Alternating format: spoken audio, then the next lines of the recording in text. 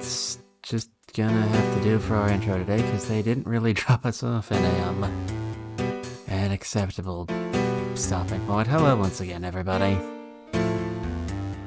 My name is Midsummer, and we are now back with the second episode of Ace Attorney Fangame Showcase 2. This time it's not Ace Attorney Fangame Showcase 1. A turnabout with too many faces. You all can probably see this for yourselves already, but I've rearranged our settings a bit so you should actually be able to see our evidence and profile section, not that we have anything to show on this area. That just looks so inefficient, but I guess that's the life we have to lead sometimes. So quite a bit happened last time, to the point where I'm not sure if it would be a good use of our time to actually go back over it, but just in case anyone new shows up. 4 people, Angel Star here, Lisa Basil, Vera Mysham, and our mysterious narrator whose name we don't know, are all trapped here together. A snowy lodge out in the mountains, TM. By the will of a mysterious figure calling themselves only the Fiend with too many faces.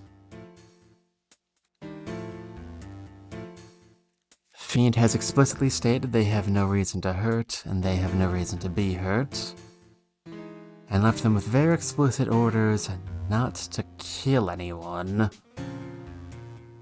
which you would think would go without saying. Curiouser and curiouser. Much lively debate was had about how much trust we can place in our unknown host, how we should respond, and what we should do now. But things became yet more complicated when we found a book entitled, stop me if you've heard this one before, A Turnabout with Too Many Faces, containing a record of a completely different mystery. Hooray!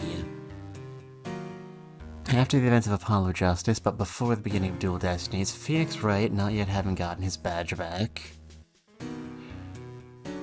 was visited by the wife of a former client, one Desiree Delight, who challenged him to a gamble, with a fee of several $1 million on the line. They both took an amnesia-causing drug, and when Phoenix woke up, he'd been framed for theft from a museum. Having no idea if he's even guilty or not, Phoenix nonetheless chose to defend himself. He raised one objection, and then we got kicked back out here, which is where we left off. It is now day 2 of our top-level viewpoints. Being trapped here in the space between spaces, or out in the mountains as the case may be. Honestly, I don't respect the difference as much as some people. Where we now find ourselves evidently talking to Miss Angel Star, who appeared in A Turnabout with Too Many Faces, the book within the video game A Turnabout with Too Many Faces. This is going to get very confusing very quickly, I can already tell. As a security guard, which I imagine is what we're questioning her about. So that said, let's see what she has to say. That's what you called me out here to talk about. I mean, I don't know. I figured you should know. It's freaky, right? You know, to rock a rhyme to rock a rhyme. It's freaky. Oh, I don't know. I've known a boy or two who'd write something like this. You basically call me a creep and walk away, but casually mentioned you dated a few. Hey, I'm messing with you. This is a good find. Well, not much of a find, given the culprit left it for us. An don't want to begin thinking why he'd do that. Even if I can think of a reason or two. So, about the things in here. Accurate to an extent. Yes, but how much of an extent? You don't introduce a layered narrative to your storyline if you don't want us to start asking questions like these. So, which part of this story is a lie? Or more accurately, which of your stories is going to be a lie? I do work for the Dyne Museum as a security guard. The rest of this stuff is silly, though. The golden mask. To tell you the truth, I don't know if the museum even has something like that. I notice when stuff is missing, not what the stuff actually is, you know? And I don't know who would even bother with stealing art these days. There's been a pretty big crackdown on art theft as of late. Yes, well, how efficient can a crackdown committed by mortal men be? Surely there must be gaps. Word is that most of these so-called gentlemen thieves are starting to pack it up.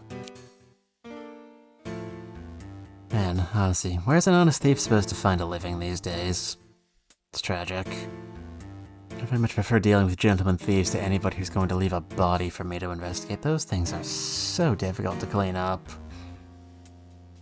God, I don't know if this will ever get out of my outfit. So I don't know if I can really take any of what's written here seriously. That said, the details on the security measures are pretty much spot on. Whoever wrote it must have worked for the museum at some point. Okay, we know we're all thinking it, protagonist John. Just say it out loud, rip that band-aid off. What's with the guilty-looking face? For the last time, that's just my face. I only have the one. I guess you must be hiding things all the time. Huh?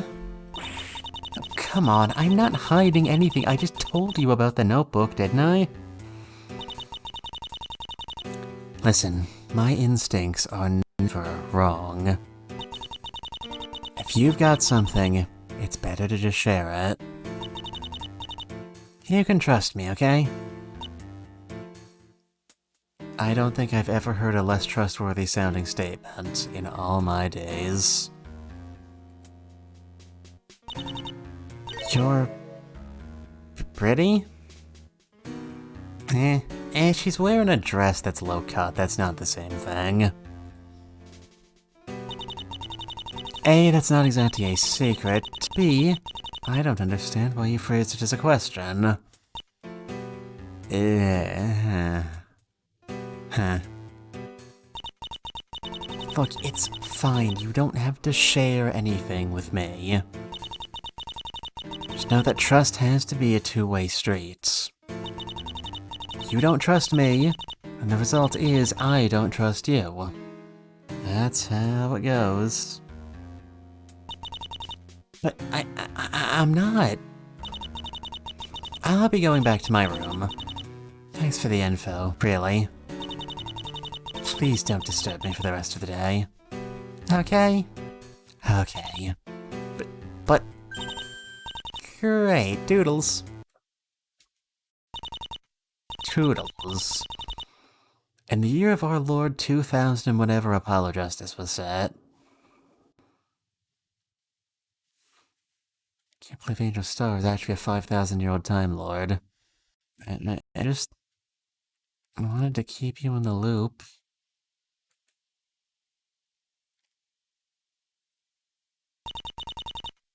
Is Vera not around? I believe she's gone off to explore the hotel. On her own? I thought the plan was for us to stick together. Well, you were the one who split off from the group, weren't you? Technically that was Star, but point taken. Truth be told, I think you might be right. We're probably not in any real danger. Just can't stop thinking about this stupid notebook. A turnabout with too many faces. The culprit deliberately left this. Why? To be found. Right, yes, I know that. How do I keep getting caught up in things like this? Is this not your first rodeo, lady? One must ask questions. We still know absolutely nothing about you. I remember last stream we were asking questions about whether protagonist might be Desiree. I think this does cast a bit of suspicion against that. Desiree didn't get caught up in things, she sought them out deliberately. As we now know.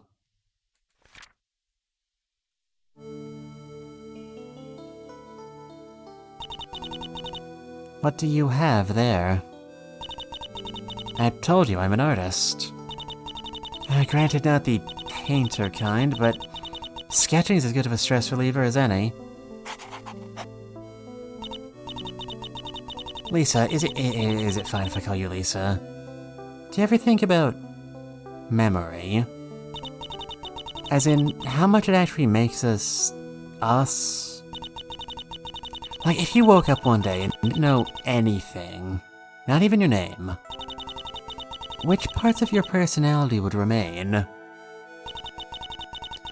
I prefer to think of things in terms of computers. If the hard drive gets deleted, the operating system will likely go with it. If you were to therefore install another operating system, you would get different behavior. However, the underlying machine, the hardware, does not change. The same operating system would not necessarily give the same results on two different computers. Nature versus nurture kind of thinker, then? Perhaps. This friend, well, not really friend, but I've seen him in passing. He's run into an issue where someone he cares about is obsessed with the idea of memory. The idea that our existence is tied to our memory. The idea that killing the memory is killing the self. You know, there's this idea. Our experiences don't actually build our character. That we only learn from our mistakes. But what we learn is not necessarily good or bad. I mean, nothing in this universe is inherently good or bad, but thinking makes it so. We just learn how to cover the bad aspects of our personality. Bury it deep, deep below. The more experiences, the more memories. The more memories, the deeper your original self is buried. Until eventually you're not yourself. Until someone else has taken over your body and you didn't even realize it. Kill the memory. Kill this other you. Kill the other you. Free your original self. So someone my friend knows thinks. They want to be unborn in a sense. Okay, let's try to keep things PG-13 here. The notebook reminded me of him. So I'm just thinking out loud is all. I think it is a pretty grim way to live. I agree. There's a reason you bury yourself. Honestly, though, I don't believe the press. I don't think people can change. And memories don't make us. They just haunt us. See me the way I see it, it's the other way around. Our operating system never changes. Someone's changing our hardware without our inputs, and we need to try and function in spite of it. We are who we are. The reason you end up getting stuck like my friend's friend is because you freeze up whenever it's time to see yourself. Mind you, I'm not saying I'm any better. I always ask myself, how have I done for myself? Well, horribly. Just okay. What kind of person am I? I don't know if that's really a decision anyone else can make, so it's good you're at least asking yourself. And I always find myself answering the same way. Dare I ask? Alive for now, but good as dead. Hey, me too. Crazy, right?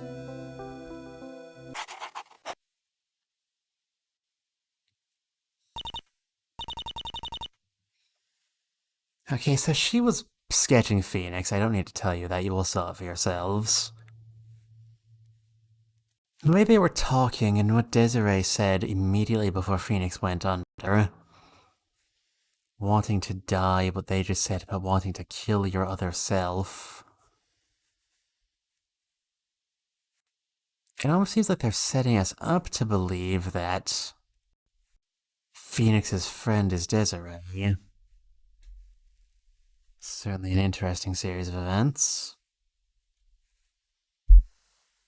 I wonder, could it be that Desiree wrote that little story there before we began? And that she is the one who wrote that story based on a prediction of how the frame-up she's committing will come out? That's why she was so right about most of the details, but got the important bits, the actual events of the present day, wrong? Is this whole case some sort of challenge to prove or disprove her little philosophy of memories being different people?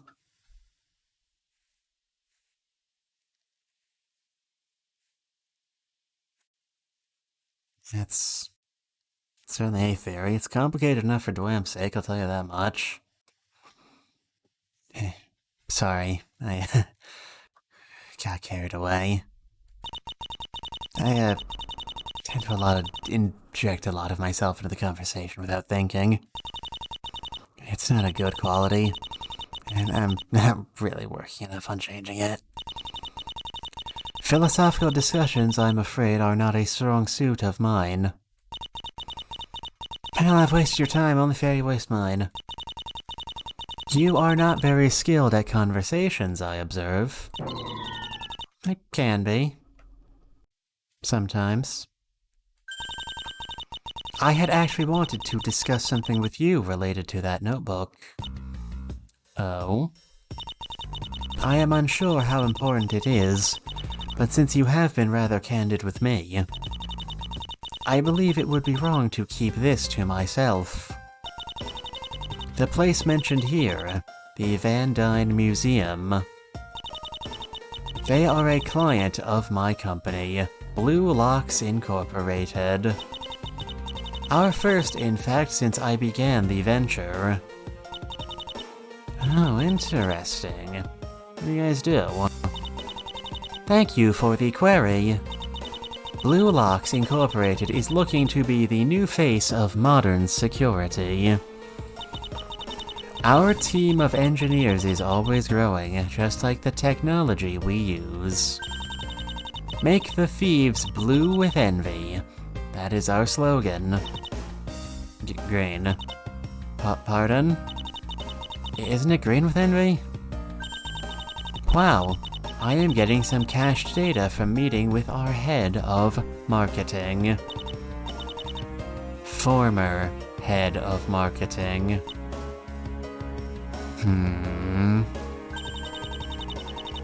Well, if it's not thieves, it's our competitors. And what's really the big deal? Good is good. And we are the best. In fact, that is partially why the notion of theft as outlined in there is so laughable.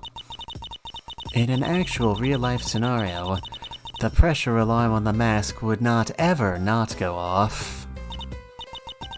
And if it ever did, you can rest assured it is because of a museum employee, not us. The technology is good. They're good technology, Brent. In fact, I myself personally install and maintain the security at Fangames. Which is not because we are understaffed. We are always growing, just like the technologies you work with, right? Right, uh-huh. Good talk. See? You get it. I told that marketing director people would get it. Who's laughing now, Jenna? It's because you hired somebody whose name is the palindrome. Her name probably isn't a palindrome. I don't think Nay really works as a last name. In any case, now you know. And if you happen to know anyone in need of a security system, I'll let him know. Actually, just let us know. We are going to try and cultivate a first-class clients-only kind of image. Very popular in the Valley right now.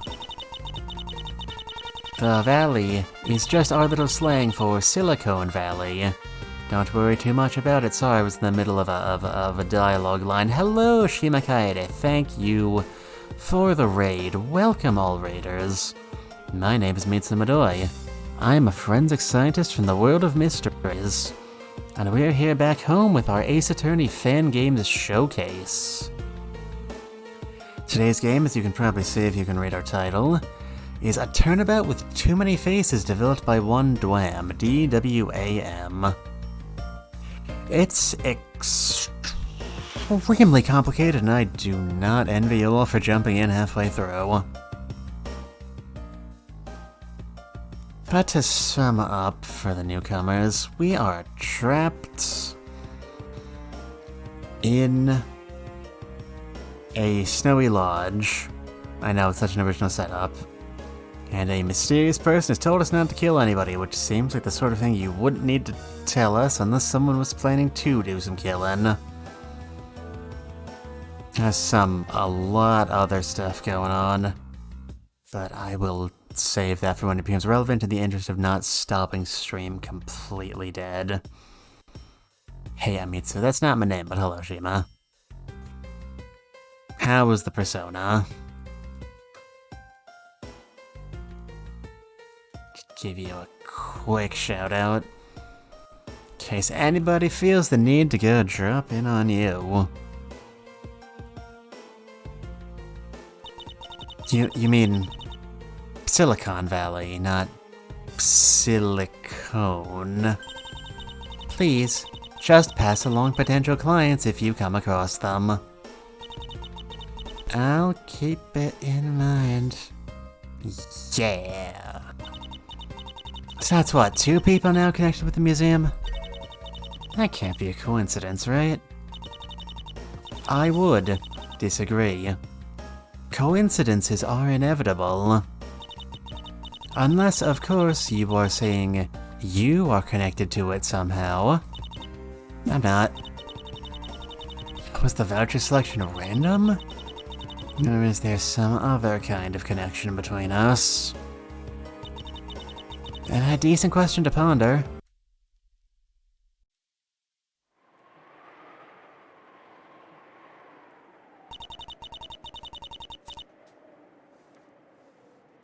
Looks like the snow isn't letting up, huh? Dot dot dot dot. Would you like to say something? So, given the sketchbook, I take it you're somewhat of an artist too?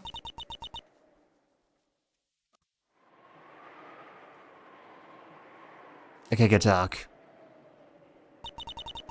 Any particular thoughts on the, golden mask? Frankly, I'd never heard of it, but, at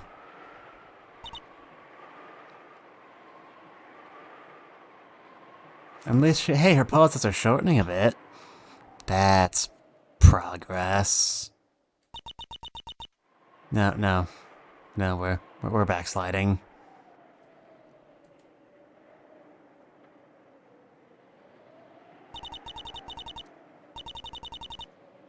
Oh, she's cute. Oh, Shima, have you not played Apollo Justice Ace Attorney?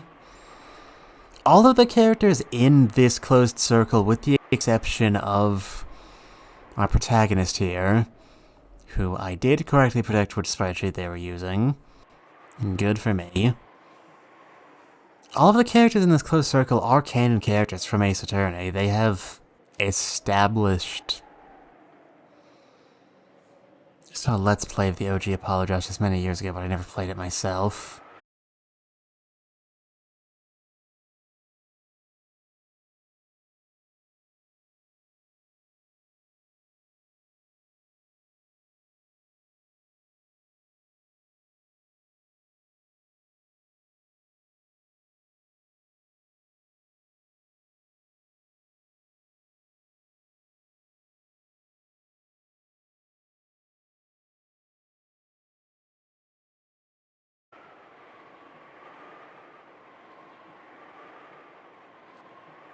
Okay, we're back.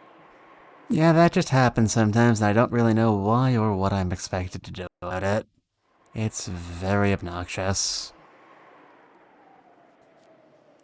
Anyways, I was in the process of saying before I was so rudely interrupted. Yeah, Vera was the defendant of the last case of Apollo Justice Ace Attorney, if you will recall. Lovely weather indeed. Can't see a thing. Father once said that the secret to life usually hides in things we're not supposed to have. That's what makes it such a well-kept secret. It's also what drives thieves who aren't in it for petty greed.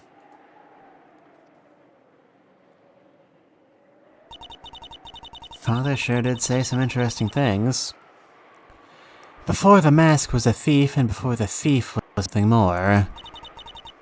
It's in the air. Sometimes you can hear it come through in the late-night radio. Sometimes you just know it's there. It isn't evil, but it isn't good. It just is. And it watches. And because it watches, you get to exist. The thief is made, and he gets a mask to hide his face with. And the thief turns into a thief, because he hopes he wasn't meant to be a thief. Each grand heist becomes an act of digging. Dig, dig, dig for the secret to life. Who hides in the radio waves? Nobody, of course. Right, I'm not sure I followed that question as closely as the previous bit of philosophizing. Which I'm sure means there's just some big twist we're not expecting yet.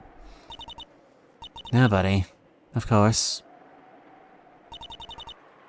I'm afraid I don't know anything about the mask. Given the legend portion, I'd think there was some kind of curse tied to it. Everyone who owns it gets killed after 3 months or something. A haunted mask. Father would have said, things like that are why we stick to painting, Vera. Haunted paintings are only a thing in the movies. Well, in this case, it'd only suck for whoever actually stole it. I mean, If anyone actually stole it. Insert dial-up noise here. Last night, did you hear anything? Hear anything? Like...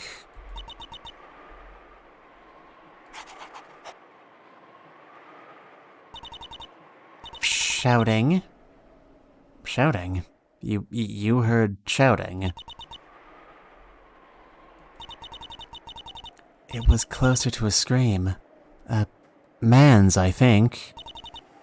A man's scream? That's new.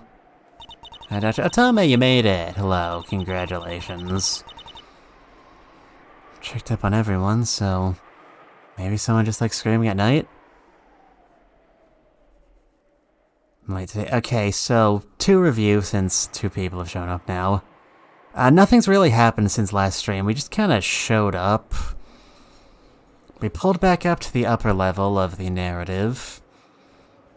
So we haven't made any plot progression, but we have discussed a lot of philosophy about memory.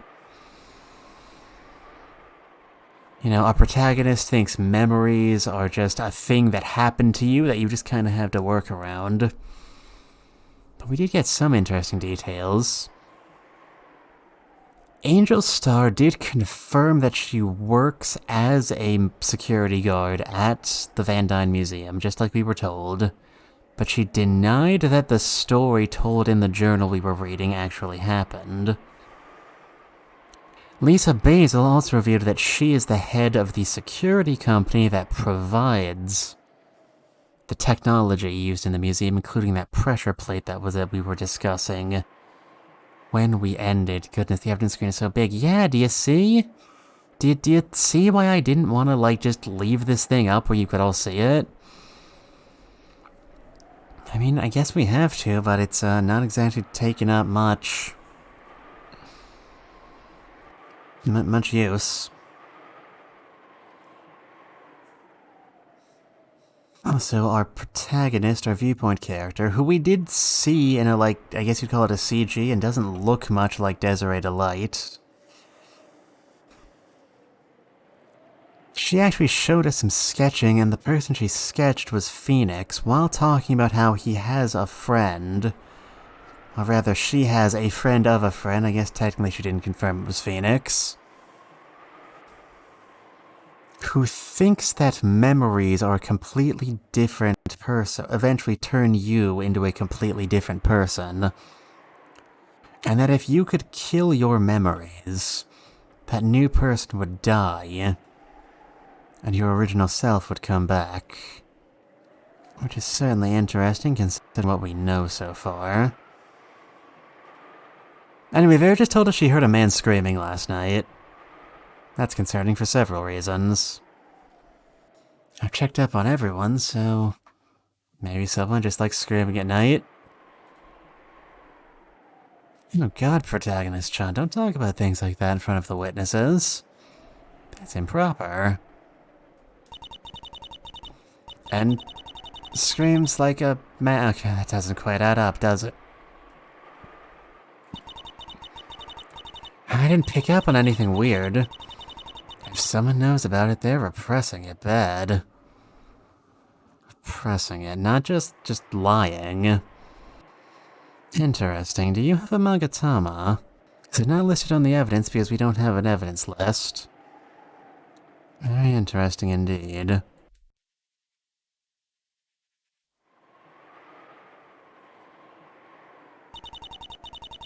I don't really understand how the culprit intends for us all to play out after we get released.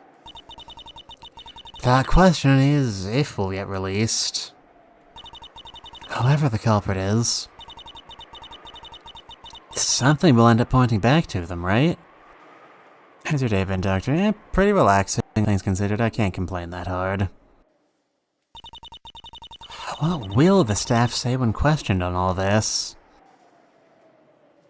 Sorry, me too, but I can't stay long and I gotta bounce a lurk for a bit, though. Thank you for showing up anyway, Shima. I appreciate your patronage. Man, my head's killing me. I've been pushing myself. Okay, deep breaths and all. What exactly am I planning to do here? Last night was good. I think I rested well enough. When my mind drifts like that, is she still present somehow? Is she present right now? Is she present in the room with us right now? Hello? Anybody there? Of course not.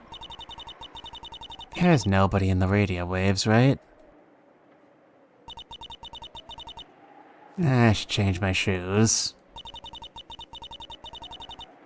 Okay, we do kinda need you to stay on a single topic for a bit if we want to make any sense of what you're saying. There's only so much discomfort I can take. What about them exactly makes Star think I'm some sort of psycho, I wonder? These are just a pair of... Yes. Is it just me? Or is that... Please no.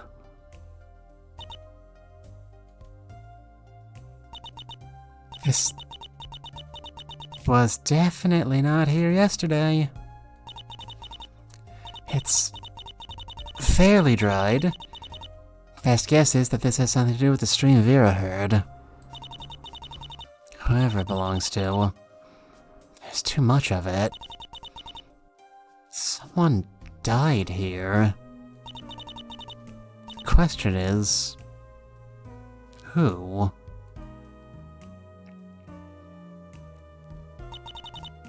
Are you okay? You've been quiet for some time now. You are looking a bit pale as well. No, I'm, yeah, everything's fine. The victim can't be any of the four of us, obviously. I've seen everyone. Was there someone else hiding around? What happened to the body? The cleanup was pretty rushed. They basically just threw the carpet over the entire thing. Whatever hiding spot was picked must have been on short notice too. I might be able to find it. Okay. I mentioned in the previous stream, this case was originally designed for a competition. The competition rule for that specific setup was that they had to pick from a list of conditions. And I've been working under the assumption I thought I'd heard, but I wasn't certain. I was working under the assumption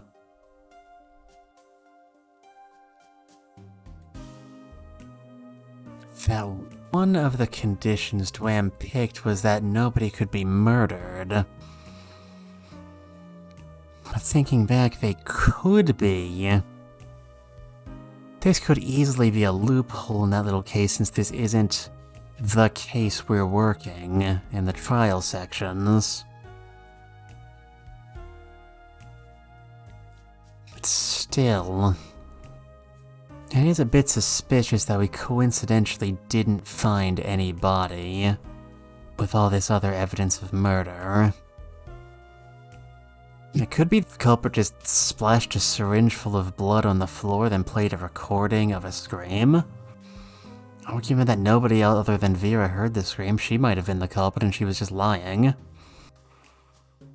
Of course, then this takes us back to the question of how and why.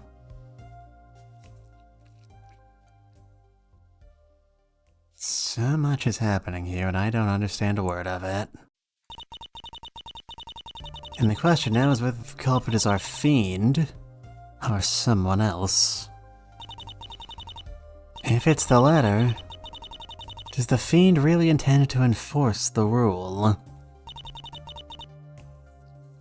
Should we read it? What? I knew you were not listening.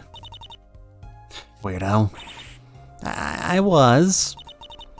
Quite casual, just keep your mouth shut for the time being. For someone who has been so captivated by the first notebook, you do not seem terribly interested in the second one. Huh? Oh, you found a second one? See, you weren't listening. It appears to be identical to the first one in design. You really haven't read it yet. I'll do it. Let's see. A Turnabout.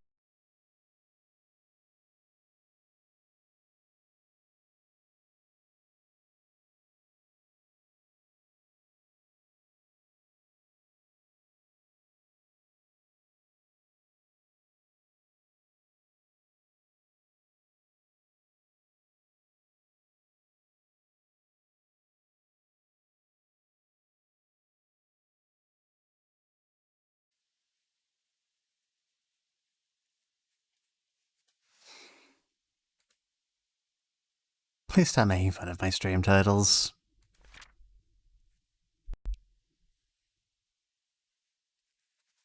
Anyway, we now resume to the case already in progress. Apologies for the wait, everyone. We understand that the frantic nature of this trial made your summons here sudden. Please, don't hold it against us, yeah? Working in IT makes one no stranger to heading out in the middle of the night.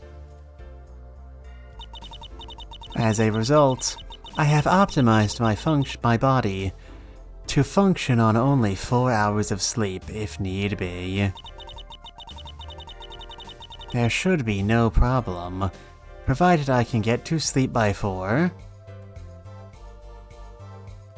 This is everything I can see on my screen, Otome. You're not missing anything. I just gotta do some scrolling.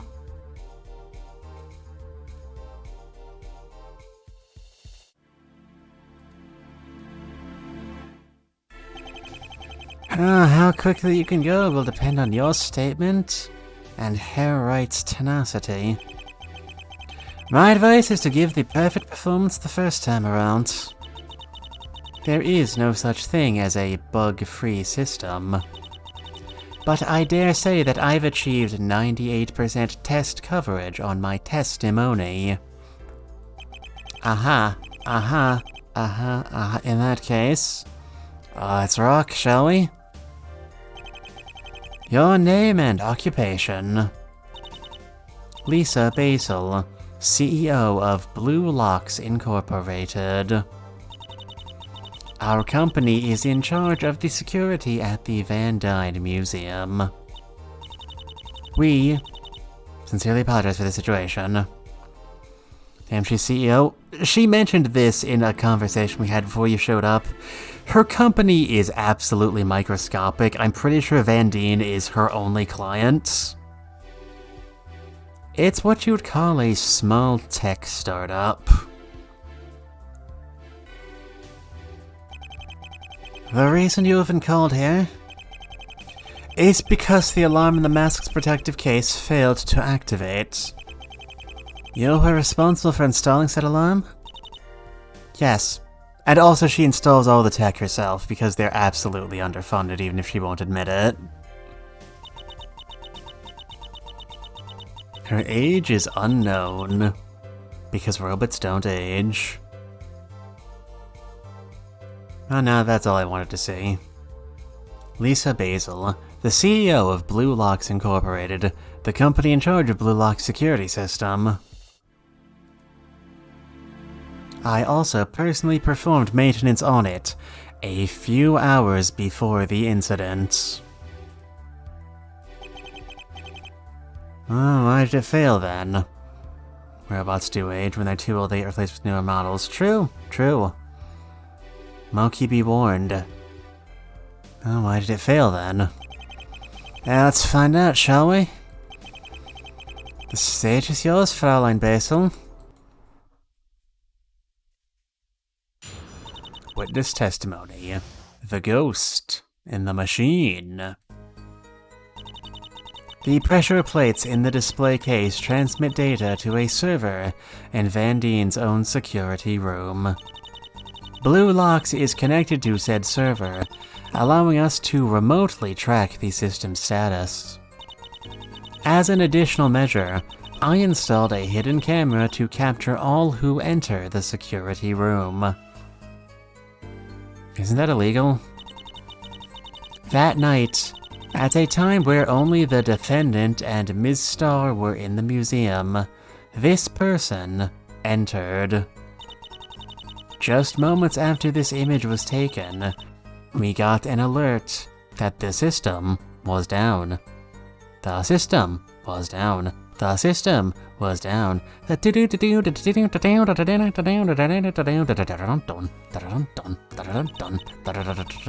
was, no doubt, the defendant entering the room to disable the security system. The server room had indeed shown signs of tampering with the security system. So you're saying that before I went to the exhibition hall, I took a detour and disabled it? Correct, right. I wish you had any other accent, Clavier. Tampering and disabled may be a light choice of words. The server was smashed up. And this camera... It was a bit of a last-minute feature, so we had to go with a relatively simple setup. A normal camera, set to go off whenever the door is opened. The snapshot is immediately uploaded to both these Blue Lock servers and my personal computer. Okay, that's gotta be illegal. That's super illegal. So, just to be clear, at some point after I entered, this was taken. So I guess this story about Phoenix Wright going into the security room and disabling the server is the extra testimony argument they had in store. I would assume so, seeing as how it is currently extra testimony, which they pulled out of storage. Correct, again. You know, not much of a security camera if you miss seeing the person's face. It was supposed to be, okay? Someone must have nudged it or something. Nobody on the staff ever saw anybody in these clothes, nor confessed to being this person. In other words, it must be the culprit or culprit adjacent, yeah? In any case, Herr Judge, I hope this clears up Herr Wright's question. So it does. Court accepts this photograph and evidence. A secret camera was set up to go off whenever someone enters the museum's server room. At a point where only Starr and I were the only two people in the museum, this unknown person was captured going inside. Alright. They look like they're dressed differently from how Phoenix was dressed in the camera footage. That hoodie looks a bit less wrinkly, less thin. This looks more like I'd almost call it a raincoat. Which, to be fair, Phoenix does canonically own at least one of those, but I'm not sure why he would have changed. Unless they wanted to answer this exact question. Oh god, I have no idea where we're going with this. We would tell me we need a stretch and a hydrate. Thank you very much. Get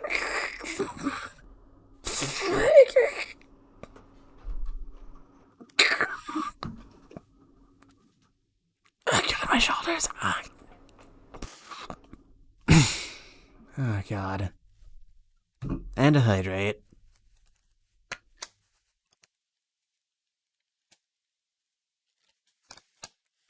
Oh, doctor, are you okay? No, yeah.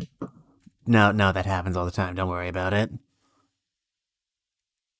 Anyway, we got a photograph now. That's cool. Is this for real? No, Phoenix, nothing is real. They're just a video game character. You've been in a coma for 17 years. No time to redeem obligatory headband. My eyes! My eyes! How am I supposed to read the testimony now, huh? Did you think of that? Nope, you were just being selfish. Pressure plates transmit to Dyne's own security room. Explain. Explain? What exactly? What's a server? Herr Judge, the defense is attempting to play dumb. Your Honor, the defense is dumb. Sustained? Hey, it worked, didn't it? Because I'm incredibly stupid. I really hope that was still audible. Oh my god, it's a fancy term for a computer. It is not just a fancy term for a computer. Is audible definitely fact? Well, okay, that's another thing I'm gonna have to tamper with off stream. God darn it. A server is specially designed to automatically handle and process incoming requests. It serves as a host to services, such as the central brain, if you will, of our security system. As I believe has been mentioned at some point, the pressure system works based on weight. When the object's expected weight does not match the weight, a signal is sent to the server. The server in turn triggers an alarm. Thank you, Miss Basil. I'm an old man, you say. He's 33 by anime protagonist standards, that's like 5 billion. Surprised Trucy doesn't have a kid with him as a father. Anytime. Okay, follow-up question. How exactly would I have known where this server was? I mean, presumably to disable it, I would have needed to know what to disable, so... As I said, Herr Judge, the defense is merely playing dumb. As much as we would have liked, the details of our security are not exactly top secret. The museum directors obviously need to know how the system works in order to sign off on it. Their IT staff needs to know about it since the server room houses other servers.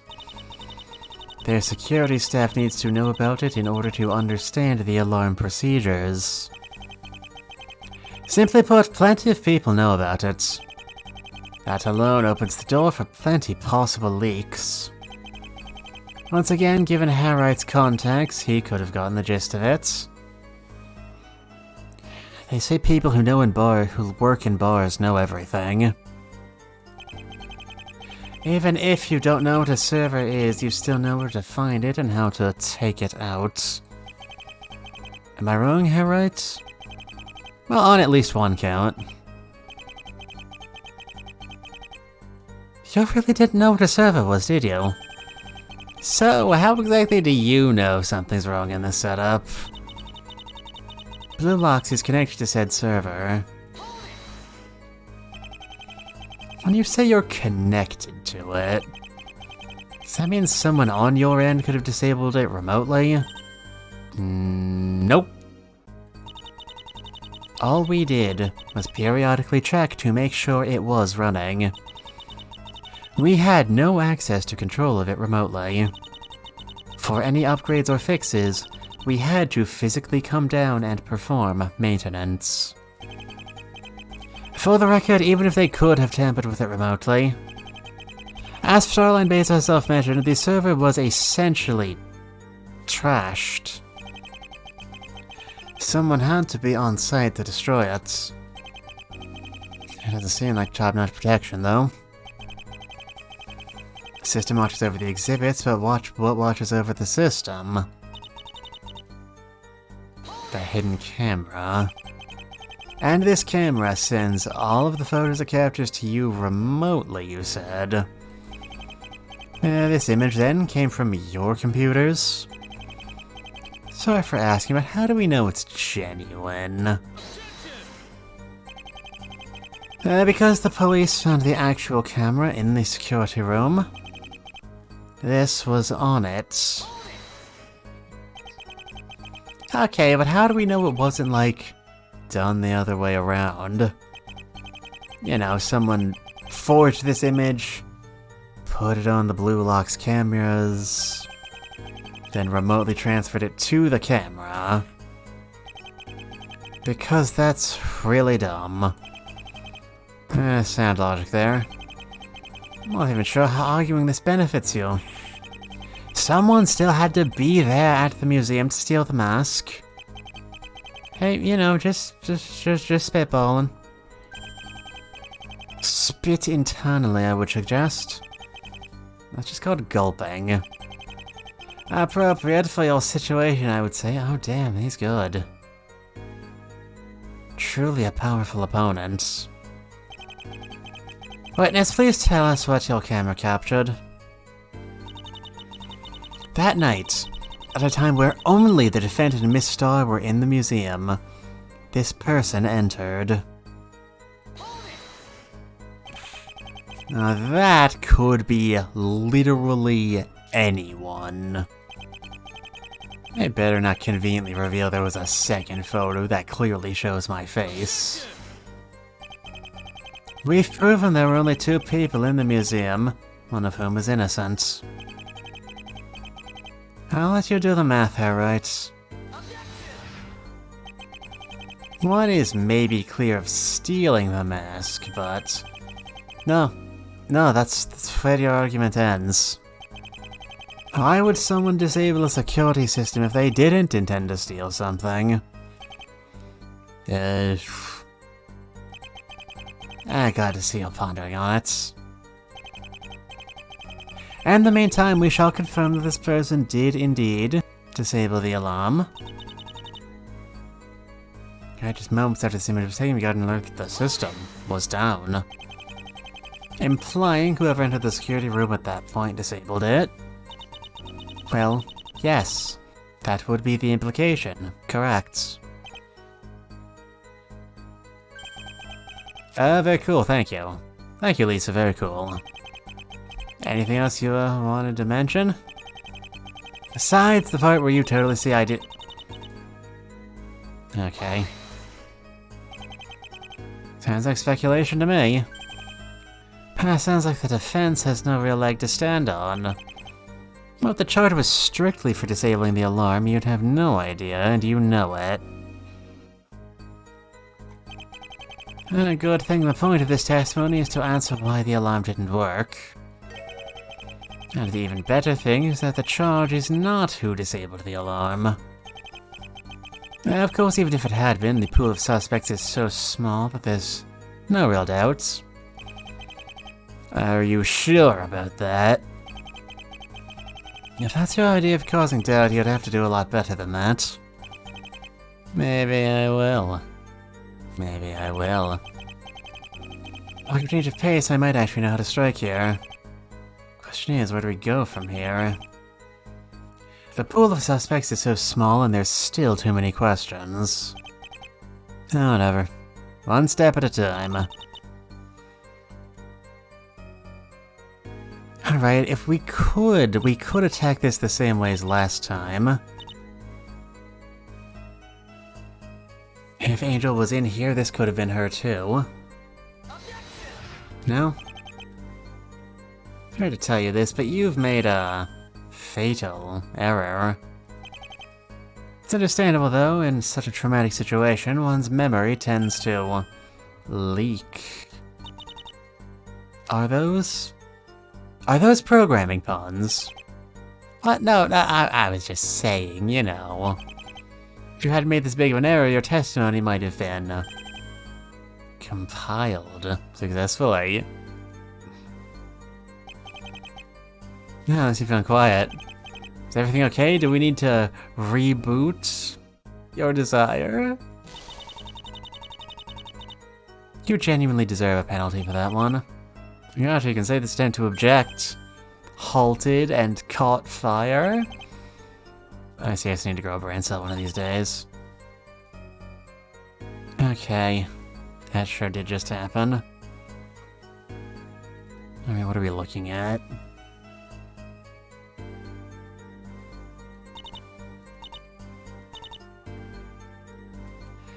Is it a case of this being the wrong outfit? I don't think this will fly, Prosecutor Gavin. Oh, obviously. Photograph has no wings. Hey-o! After all, wait, what is that? Look, the point is, this isn't me. I mean, the person in this photo was wearing a snazzy coat, and that's cool and all. However, on the photograph you actually can see my face in, I'm not wearing one. Why, that's true. Finally, some progress. I shouldn't get overconfident, though. Ah, Judge, please don't let yourself get confused. The person in this photograph must be here, right? We've gone over this. The camera footage surrounding the museum clearly proves this. So what's the idea? I put on a coat just for this photo shoot? Actually, there's a perfectly logical explanation. I once again remind you that the security cameras overlooking the exhibition rooms send their footage directly off-site and could not be tampered with. In other words, there was no way to disable them from the museum itself. Wright knew about the security cameras, but was not aware of this fact.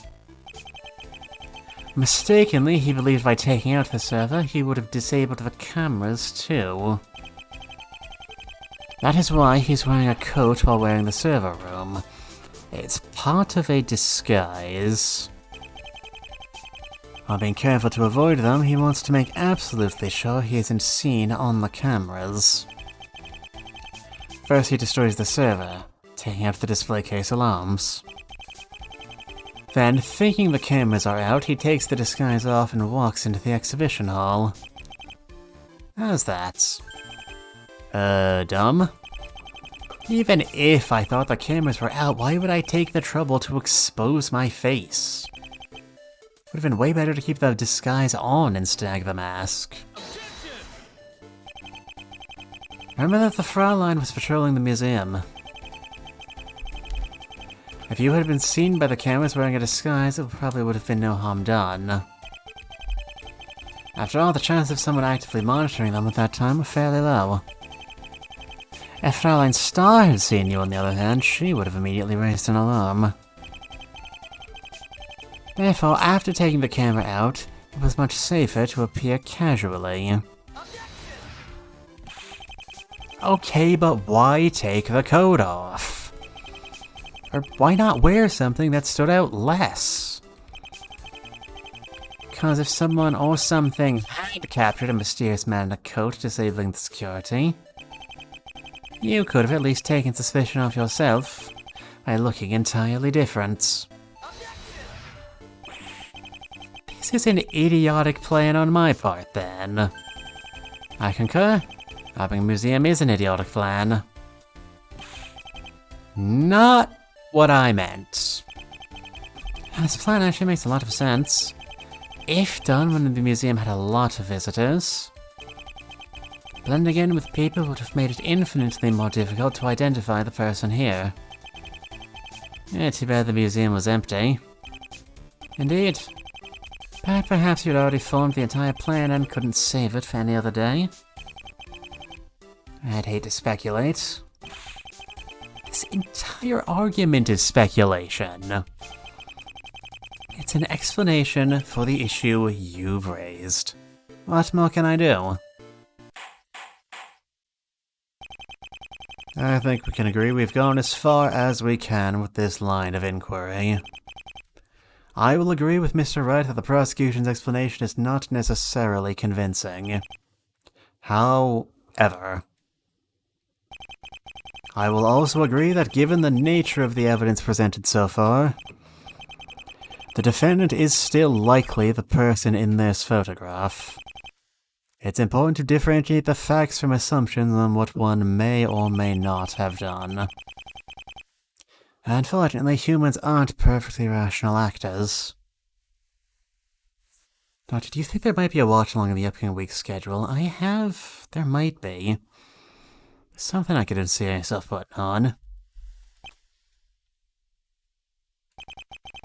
Seeing as how the defense has nothing further to add on this point, I think we should return to the cross-examination.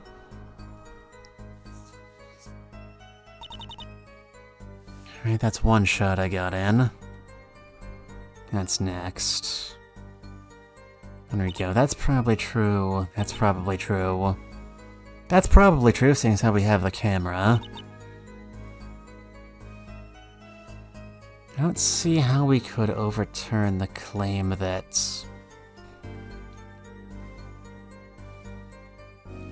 this person I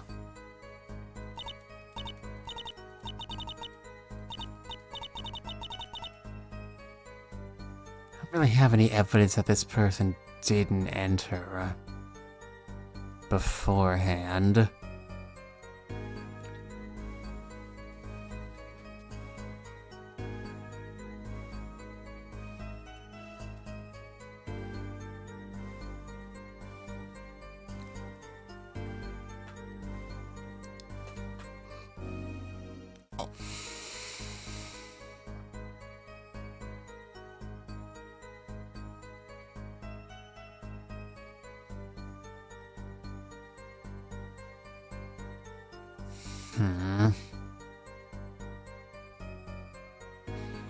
Okay, I see how it is. Right.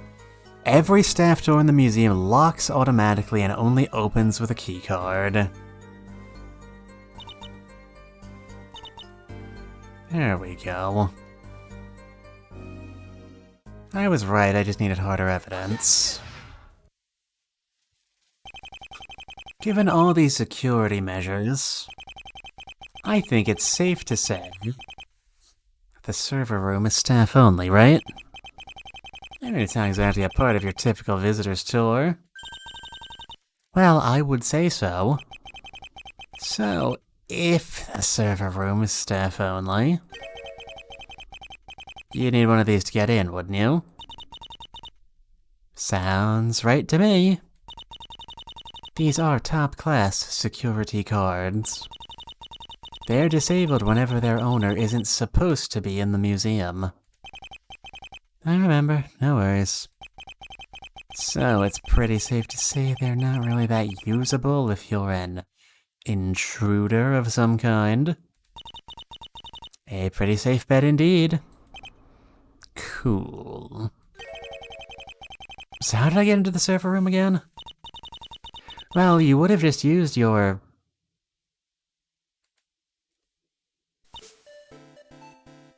Oh. You said it yourself just now. Top-class security cards. And I would have needed to have one if I wanted to get into the server room. Unfortunately, at the time of the heist, the only active employee was Ms. Starr. Even if I'd gotten a card from one of the other staff, I would not have worked. Therefore, the person seen entering the server room couldn't have been me. It's not impossible that you got your hands on Silent Star's card sometime during the night. Afraid it is impossible, actually. You told us so yourself. Most importantly, every usage gets logged. We will get to it at a later stage of the trial, but for the time being, the log suggests that Silent Star was indeed always walking around the museum. Oops. Guess you accidentally proved she had her card on her the entire time. It's okay though. Humans aren't perfectly rational actors. God, this case roast central. I kinda like it. Thank you, Harriet, for reminding us all of what I said. I'd almost forgotten about it myself. That I'd planned for the logs to play a part at a later point in the trial. Consider that point officially reached. Well, thank you kindly for your input, Fraulein Basil. You are free to go. What if I still have more questions? Ah, please, Harriet. We both know this is the only thing of importance now. It may very well be the thing that makes or breaks your case. Well, good luck to everyone. If you happen to know anyone who may be interested in our services, I'd suggest taking the downtime to improve your system before something like this happens again. My good luck has been withdrawn for you, sir. Good day. I don't need luck, Fraulein. I need sleep. And screenshotted. We have a new reaction image. I am going to be getting a lot of mileage out of this one. I can already tell.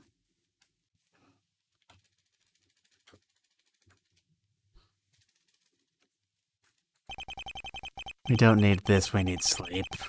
But we don't need sleep, we need answers. Truly a conundrum.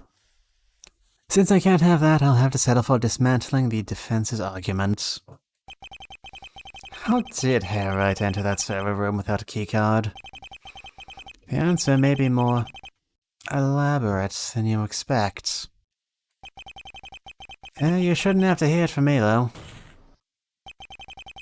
The prosecution calls the detective in charge of the case, Dick Gumshoe, to the stand. Hey, Detective Gumshoe, I thought you were dead.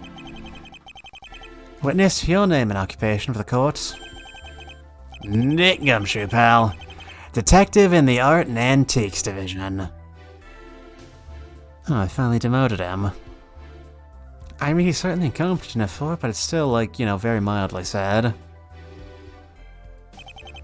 I'm the detective in charge of this case. I was the first on the scene by a considerable amount. Danke, Herr Schuh. Bitte. Taking up German, I see. Thing about that crime is that it's international, pal. Gotta be flexible. That's what Mr. Edwards says, at least. He also says he's very disappointed in you, pal. Yes, well, I am a disappointment to many people. Cannot but agree, you know. Stealing's a new low, even for you. Okay, this is not the first time Phoenix has stolen for a case. Come on, let's be real. I mean, I don't know, I think it's a step up from plain murder. Yeah, but you didn't do it any of those times. Well, I didn't do it this time either. Oh, okay. But not. Got you dead to rights, pal. Oh, man, he seriously hit me with the not. And he's got that sort of a super tood that 90s teens went wild for. Truly a powerful figure indeed. Yeah, well, I just made a hole in your case. Did you though, Phoenix? Did you really? He doesn't seem all that upset about it. I'm just saying, maybe it's a bit early to be getting a lot of guns. But I just got here. Poor Detective Gumshoe, he's just so used to this by this point. If you're gonna get used to being involved in crime, at least be used to being right, Jesus. Poor bastard. Harriet believes he's made a hole. Let's set him straight, shall we, Detective? Tell us about the security card Hairwright used. Aha, you got it, sir. Since I'll probably be blowing your argument to smithereens in record time, tell Adrift I said hi, would you?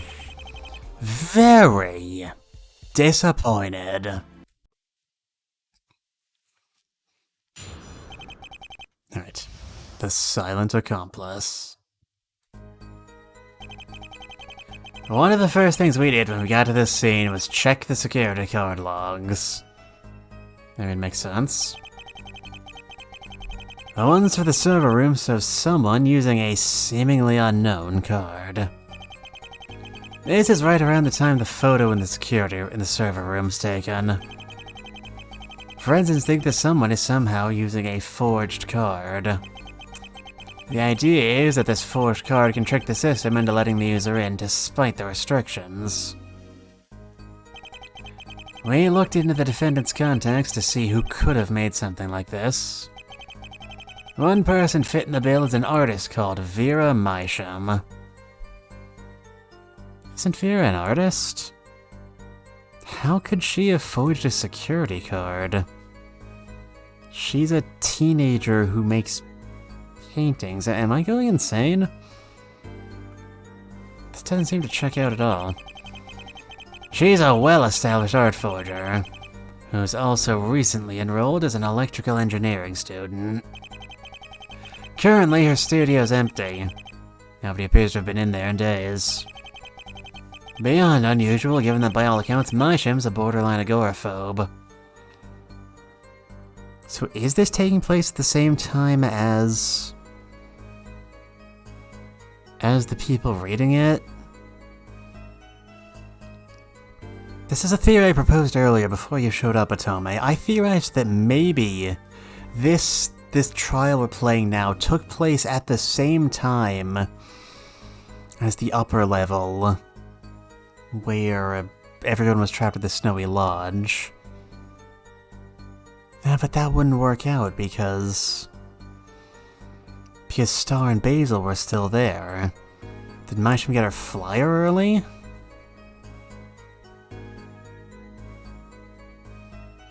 Did she go in ahead of the others because she needed a vacation really badly? Maybe to celebrate having just gotten off from Moida? Or to take some time away from her work? There's gotta be some connection between these two events. And it can't... A search turned up failed attempts at recreating the card, proving her involvement. Because of this, we're forced to assume that she's gone on the run.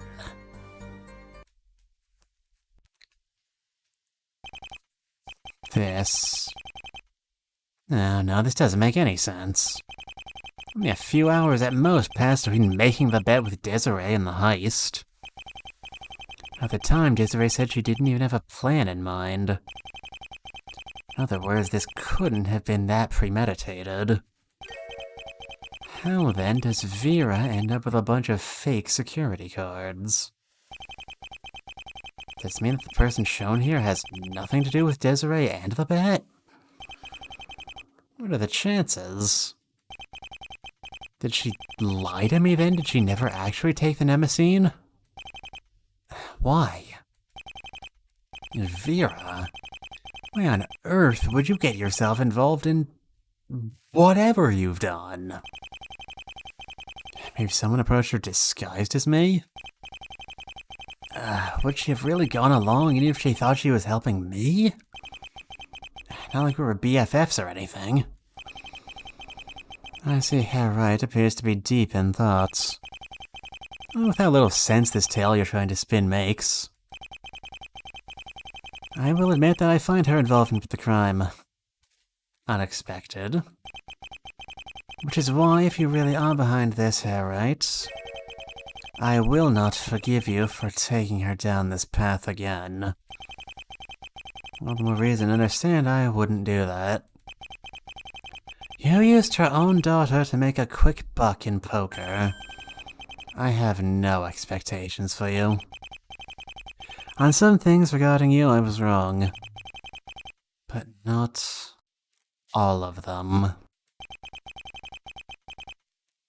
I know this is funny, coming from me, but, maybe we should all just relax a bit?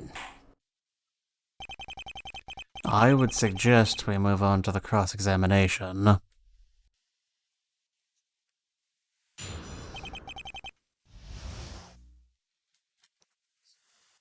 Alright, this is a direction I weren't expecting us to go. I was not expecting us to go. Alright. Why? I mean, don't get me wrong, I understand it's important, but why is it at the top of the list? Because we saw what was on the security cam, pal. A suspicious person entering right around the time the mask must have been stolen. Well, it would have been silly not to check it.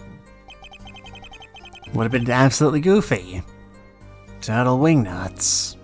Utter knuckleheads. I mean, that'd be wacky nonsense and shenanigans. Total hooey. Utter nonsense. What if the 4 people are actually the real culprits for stealing the mask?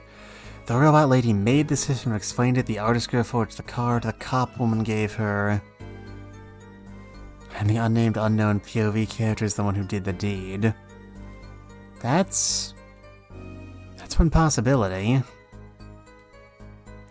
The question in that case is, how did they arrange for Phoenix to take the fall?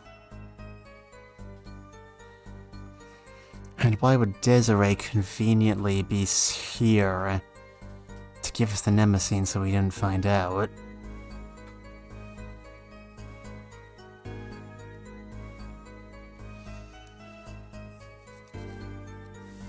What's going on here? Yeah, an unknown card was used. Not seeing any records after this one, conveniently. And that would be because there aren't any of note. The entry that follows this one was Fräulein Starr opening the door for responding officers. And what exactly does this entry have to do with the intruder in the server room? Maybe irrelevant, but I'm noticing that the photo in the server room doesn't actually have a timestamp. Oh, we can confirm the times based on the time the photo was sent to Blue Locks. Oh, it depends. What does right around the time mean here exactly? A minute, 2, 3... About 10 seconds between the card entry and the photo being taken. Okay, but about 10 seconds can mean a lot of things. 10 seconds and how many milliseconds? About 350? Okay, but about 350. I mean, detective, please stop giving her right estimations. Please, just tell us what this record actually means. Francis thinks this is someone using a forged card. How exactly do you forge a security card? The museum security system has some neat bells and whistles. But this thing's still just your old dumb magnetic strip. And with a little technical know-how, I could make one of these if they know what they're doing. Including you. I guess so. Then you count as one of my contacts who could have forged the card. So you are admitting to the crime and not admitting Hugh Headshoe as your accomplice? No. No, just making a point that the police shouldn't zero in on one person. I'm glad to acknowledge you know plenty of people who could have forged the card for you. Not what I said. Just strongly implied, right? Let's just strike all of this from the record, okay? You are well aware that's not how it works, Mr. Wright. Man can dream, right?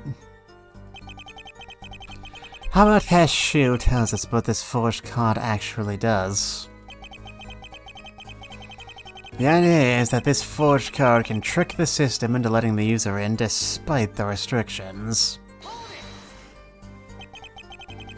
That's not much of a security system then, is it? I'll have to agree with you there, pal. The whole let the employee in only at their shifts thing is a good concept. At the end of the day, all it does is look up the value on the magnetic strip. Now you matches a row on the table, the row matches an employee, the employee has a time slot. If the count time is within that time slot, the door opens. Otherwise, the swipe is rejected.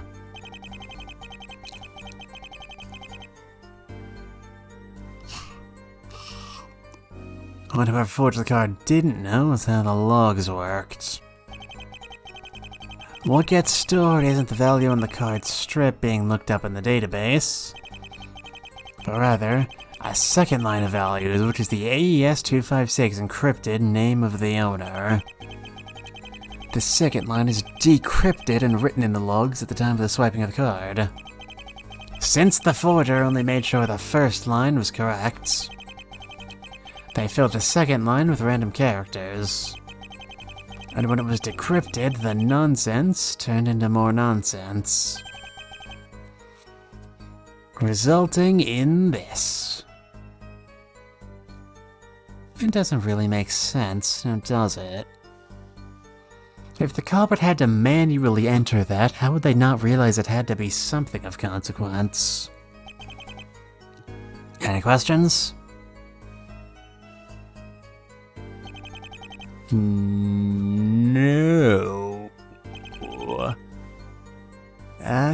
All clear here. Yep, all good. Maybe we should just focus on who could have made this thing. Mitsuda, yo, Nia, you changed your username. Thought that was illegal. Can we look at the logs again? Actually, it doesn't look like we can.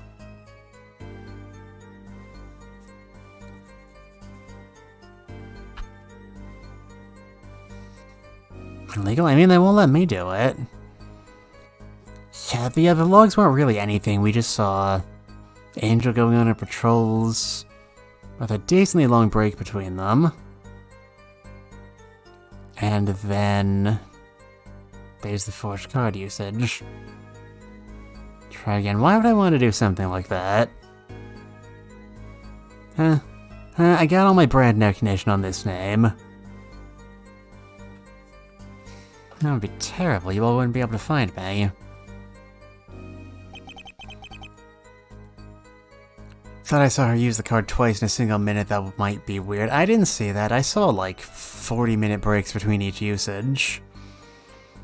Welcome to the defendant's contacts to say you could have made something like this. Kinda feel like you didn't look at it too hard.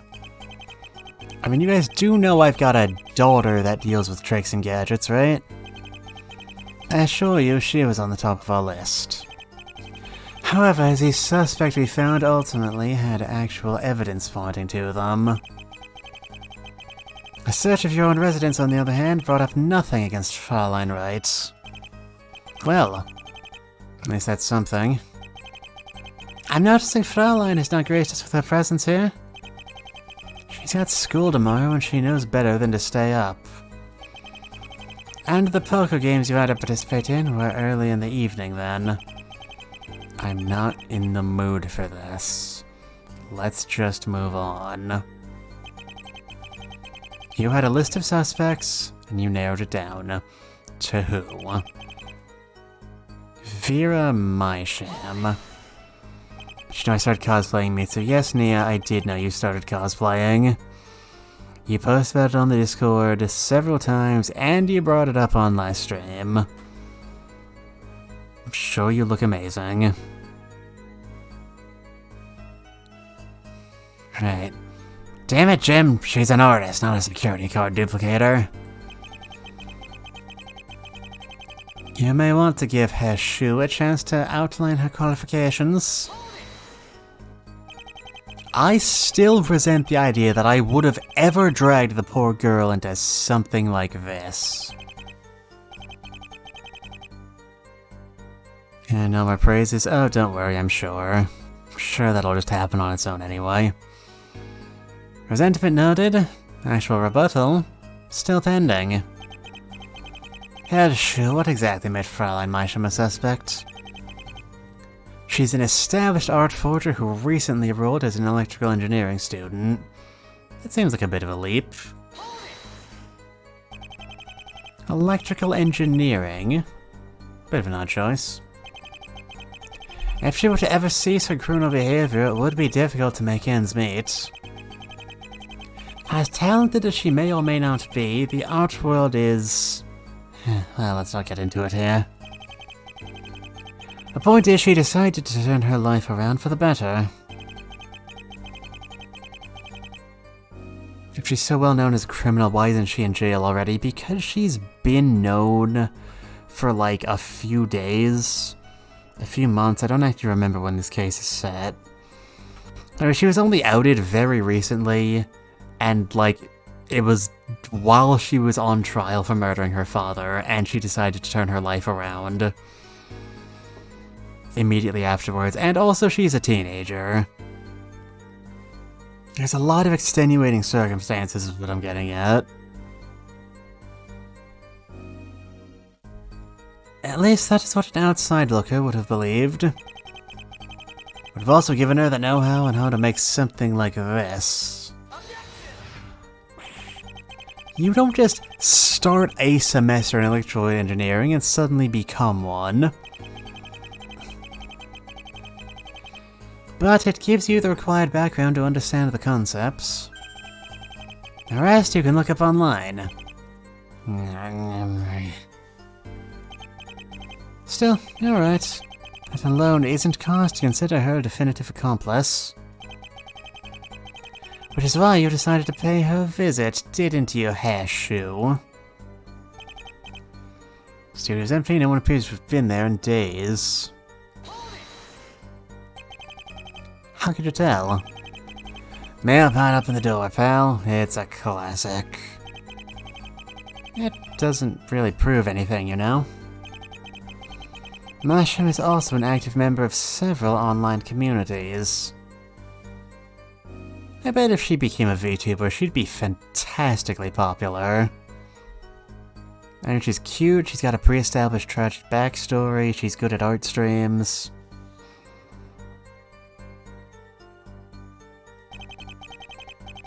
Look at her activity, she hasn't been online in days.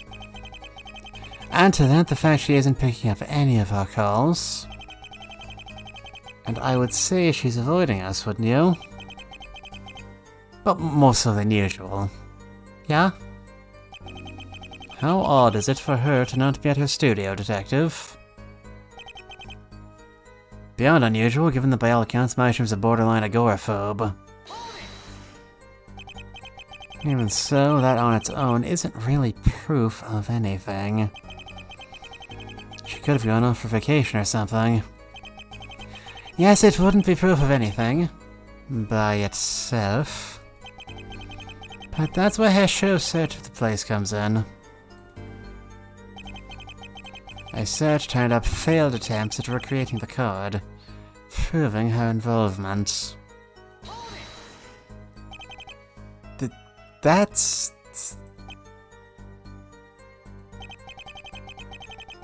Look, are you sure this isn't just some kind of misunderstanding? Are you sure these failed attempts are really for the museum card? Sorry, pal. Not two ways about it. They all got the museum's logo on them and everything. But for them to have been failed attempts implies that someone at some point tried them on the security system, right?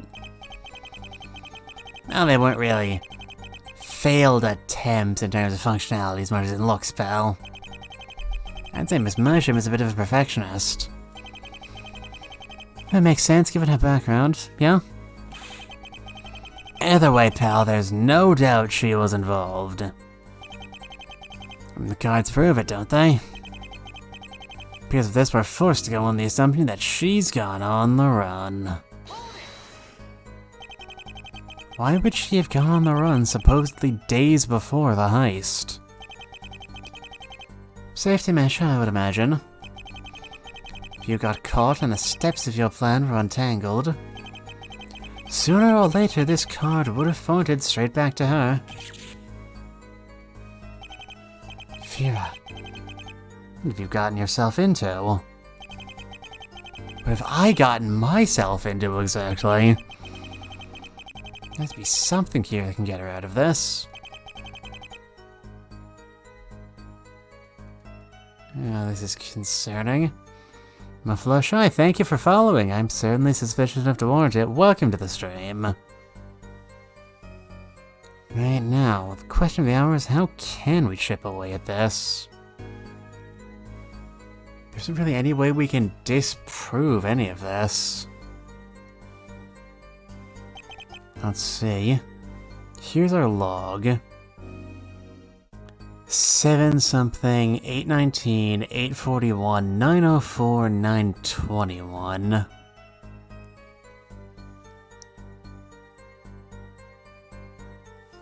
Oh, and 1121. Interesting, interesting. Right around the time this photo in the server room was taken. Don't think there's any way we can disprove that. Forensics think this is someone using a forged card. Can you use a forged card when there's this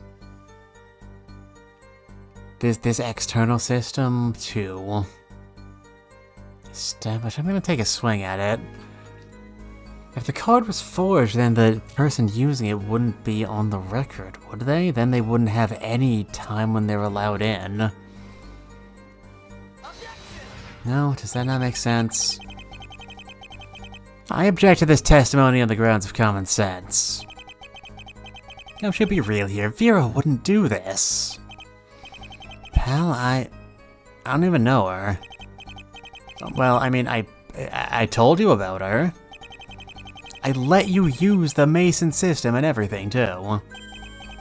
Oh, yeah, I never got too far into playing your weird fanfiction. Excuse you, that actually happened to me.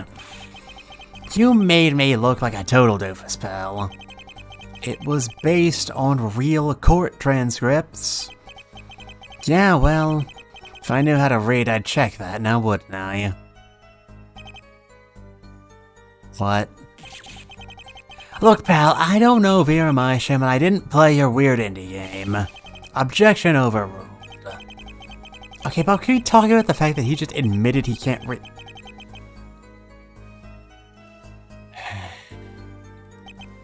This is obnoxious.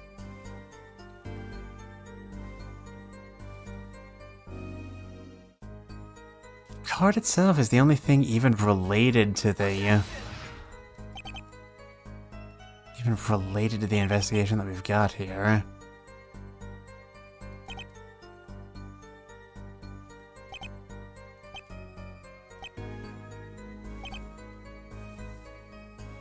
Is there any actual evidence across the Ace Attorney games that Gumshoe can read?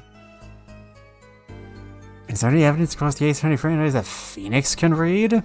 He couldn't read the judge's signature when he got his business card.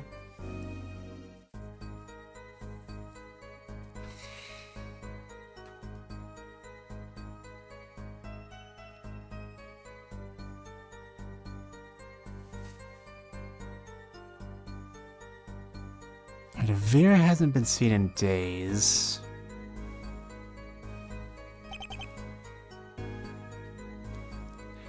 So it's gonna be hard to read if you have terrible handwriting, so that'd be very understandable.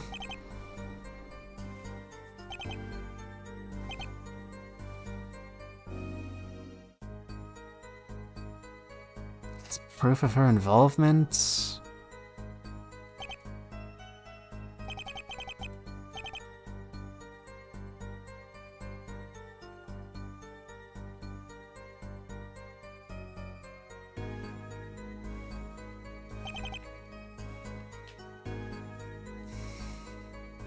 Let's see how we can disprove anything he's saying here.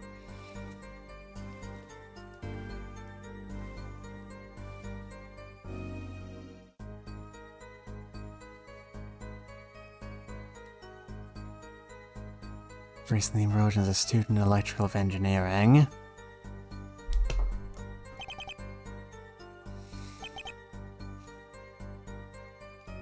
Don't see how we really put a hole in any of this.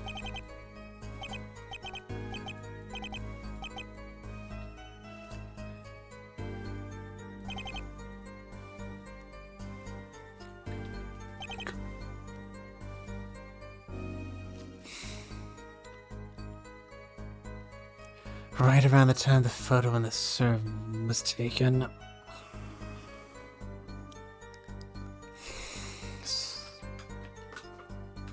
So this was broken about 10 seconds after. Thank you for the hydrate redeem. Server was broken about 10 seconds after.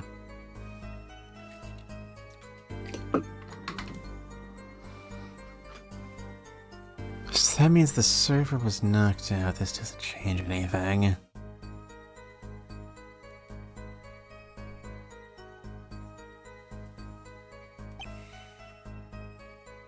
How do you use a forged card?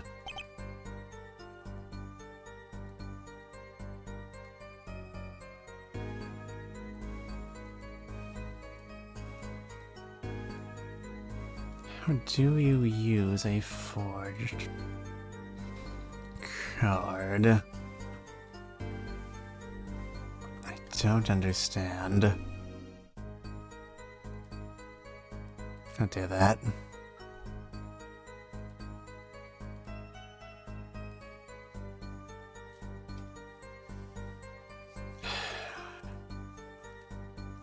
That's the only hole I can see. I was thinking maybe it could be something with, like, the time when we lit timestamps, but we don't have timestamps for 9/10 of what we're looking at, so we couldn't slot things together.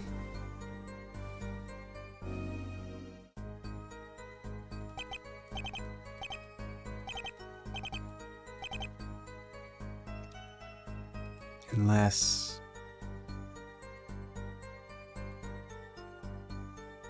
these timestamps aren't that far apart. I wonder, is this what you're trying to get at? There we go. Enough is enough. Time and time again, I keep trying to tell you, there were 2 people in that museum. Time and time again, you refuse to listen. I don't know what Vera's role in this, if she even has one, is. But I know I'm innocent. Guess what? You've just proven it. This person here is the same as the person here, you say? What was it you said, Prosecutor Gavin? The person in the server room is culprit or culprit adjacent? I agree with you. Now you have to agree with me that I can't possibly be this person. After all, right at this very moment, I was at the exhibition, supposedly stealing the mask. I'm not sure I would call it at that very moment. Come on, you're better than this. Or are you seriously going to suggest that in less than a minute, I got into the server room, found the right server, destroyed it, ditched whatever code I was wearing here, and ran down to the exhibition floor? All without supposedly being in the museum before. All without making any noise that would have alerted Ms. Starr.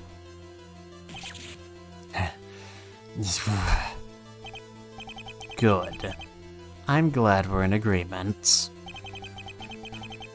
I couldn't have been the one to disable the security system. That means there's only one person who could have actually been in this photo. Oh god, there we go. The only other person present in the security building. That's the only possibility, right? It must have been Ms. Starr. Are you accusing Ms. Starr, then? I have a choice here? Because if you are, I'd very much like you to explain how she made the mask vanish into thin air. Remember, she and the museum were searched when the police arrived. The only person who could have gotten the mask out is you. There is a way. There is a way she could have made the mask disappear. You're bluffing. If there had been a way, you would have suggested it long before. Maybe. I thought of it just now. You think I'm that smart guy? Crap. Why did I got nothing? Why did I say this? Crap.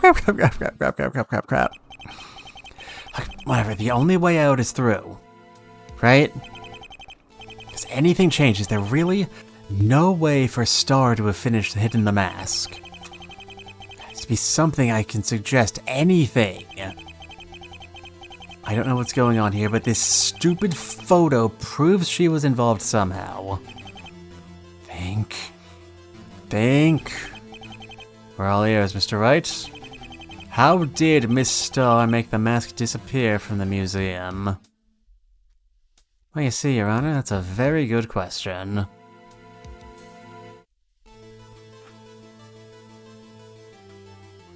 At 8:10, what has changed? What has changed?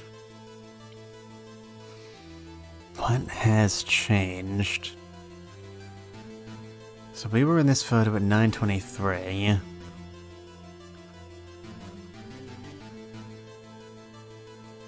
We're the only person who did leave. Did she smuggle it onto our person without us noticing? Did we find it and throw it away somewhere and not remember because... Could you really sneak a solid gold mask onto a person's person?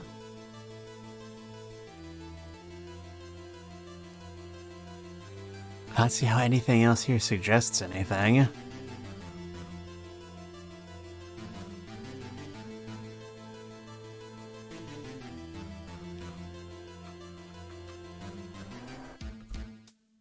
Star left in the... Star was alone in the museum at 8:10. I arrive, I leave, no one else arrives or leaves.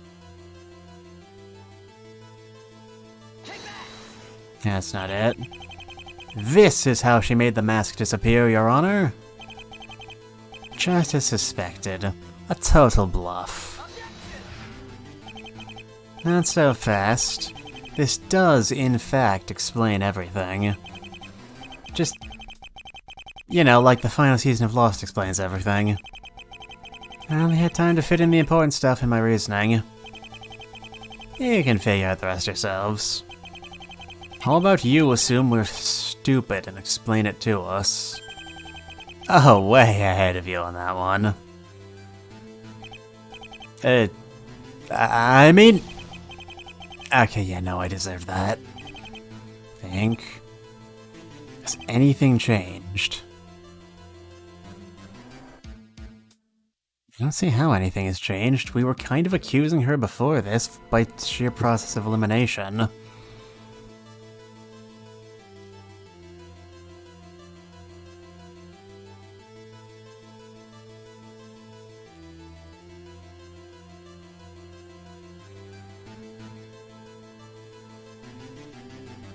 Are we accusing her of having tampered with the camera footage?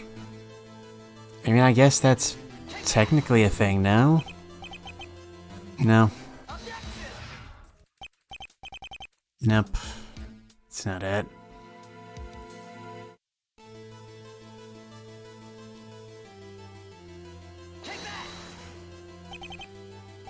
Well, that's all of the evidence that we have changed.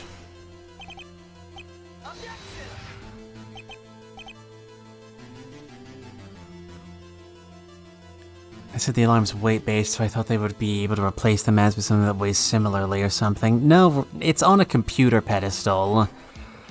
So the split second it would have taken to make the switch would have been enough to set it off. Besides which, they still have the mask missing. Okay, come on.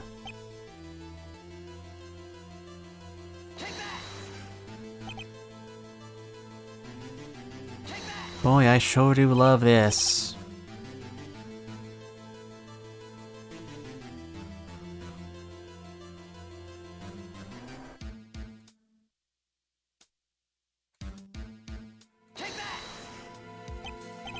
Yep.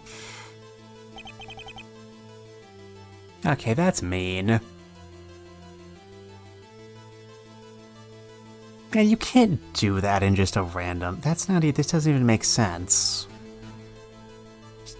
I clicked through because I knew you were gonna do that, but it doesn't make sense. Why did I just say that? Well, because it makes sense. Given her history in law enforcement, you can't eliminate a police accomplice. Right. But this is Gumshoe we're talking about. Okay, and? The important thing here is to stay afloat, isn't it? The way I see it, there's more important things to worry about. For example, the fact that all 3 people in the hotel are connected to this trial in the end. What hotel? What are you talking about? What am I talking about? That wasn't my voice. But I've been hearing it this entire time. Hello? Hello, I know you're there. Mr. Wright? But... Pal? I mean... You yourself, I mean, Sid, you were the first on the scene. Right? Miss Starr has, ties to the police department, so it's, you know, not impossible that... Pal. In other words, you're saying...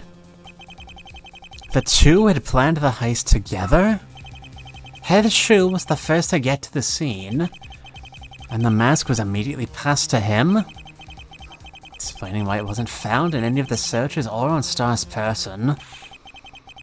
That's not what happened, pal. There's, there may be more. There's failed attempts at making the forged security cards. Those were all found by you. Right, Gumshoe? If we consider you as a suspect, even that evidence comes into question. This comes as quite a serious accusation, Mr. Wright. It really wasn't me, pal. You don't want to believe me? Fine. I'll prove it to you.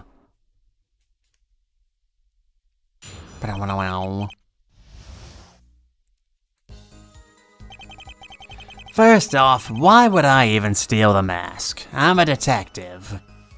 A detective who lives in extreme poverty to the point where you can't afford any food other than instant ramen. I think you have a good motive for stealing something made out of solid gold. Second, what if there was an extra person there? Maybe we missed a secret passage in the search. No. Third, what if Star wanted to take the mask, but you took it first right after she disabled the alarm? That's a staggering coincidence for you to be bringing up as a defense with no evidence. I know we haven't seen eye to eye on a few things, pal. I know I've made a bunch of mistakes. And I know I've been many things in my life. But I'm not a thief. Gumshoe, I don't really think you did it either. Right? Just what am I trying to do here? I'm hearing voices here. What's that drug done to me? What do I do?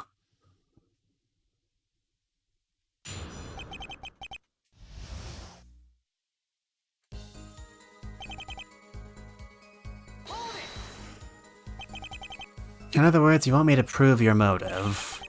I have no reason, period. Is that really true?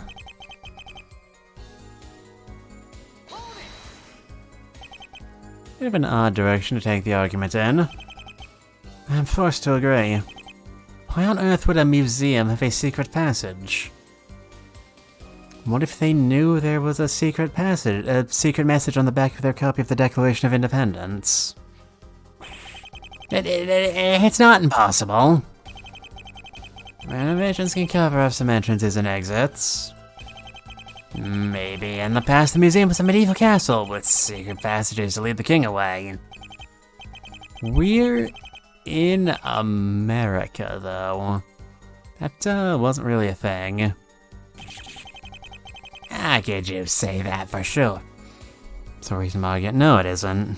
No, it's not at all. Even if renovations covered up a secret entrance, they would have covered up the secret entrance. A person couldn't use it anymore, because it would be covered up. High school history? Well, I don't know if you're even telling the truth, because I barely passed that, pal. It's like how Resident Evil's police department used to be a museum that explains it having weird secret passages. That doesn't actually explain anything. Perhaps we should move on to your last point, Detective. There's no way there's a secret passage in the museum, and that'll inevitably be proven. But I wonder if there's something here I can use to my advantage in my defense. What if some sort of defensiveness could be an inadvertent mission of potential police oversights?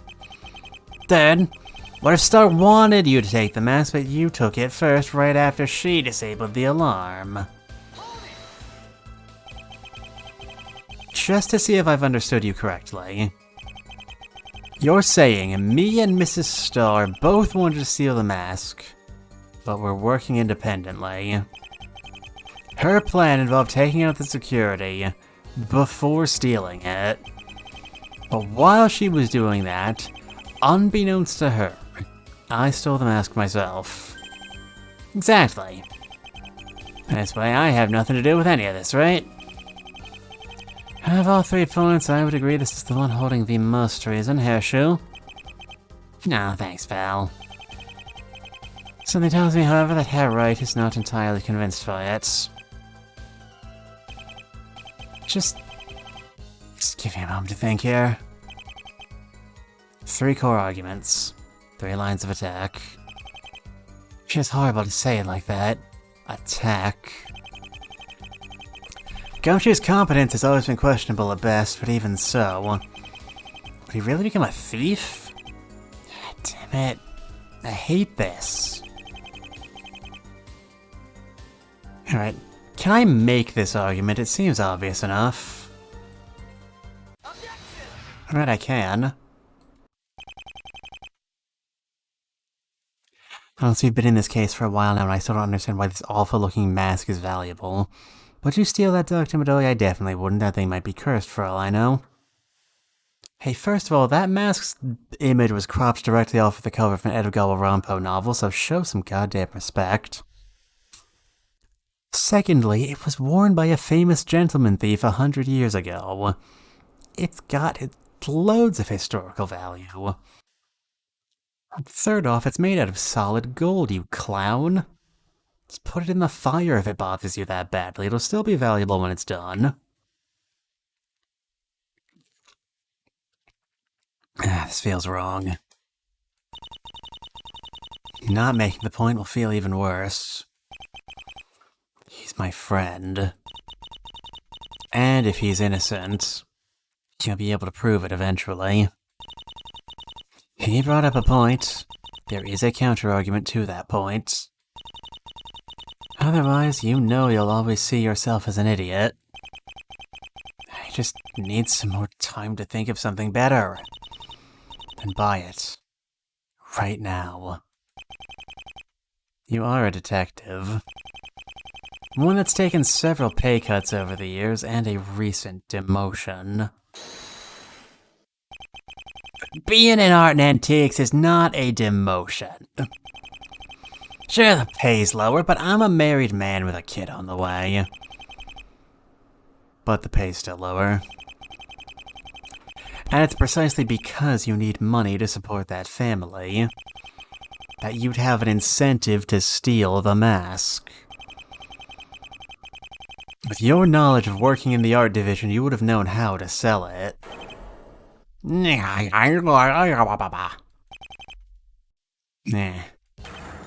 Nah, there's no way I'll give up. I've still got arguments.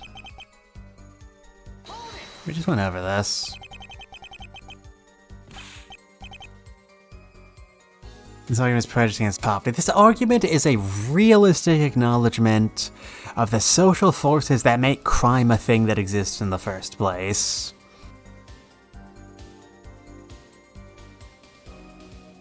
Anyway, if you admit you missed something in the search, then we should be able to argue that the mask itself should be missable in the search, right? Yeah. This is kind of a roundabout way of showing it. But it's still a good point. And one that doesn't imply Gumshoe's guilt, even. Rich people commit way more crimes. Yeah, but they don't do them themselves, you know? Rich people pay poor people to commit any crime that requires actual physical activity. I mean, at least on your side of the boundary.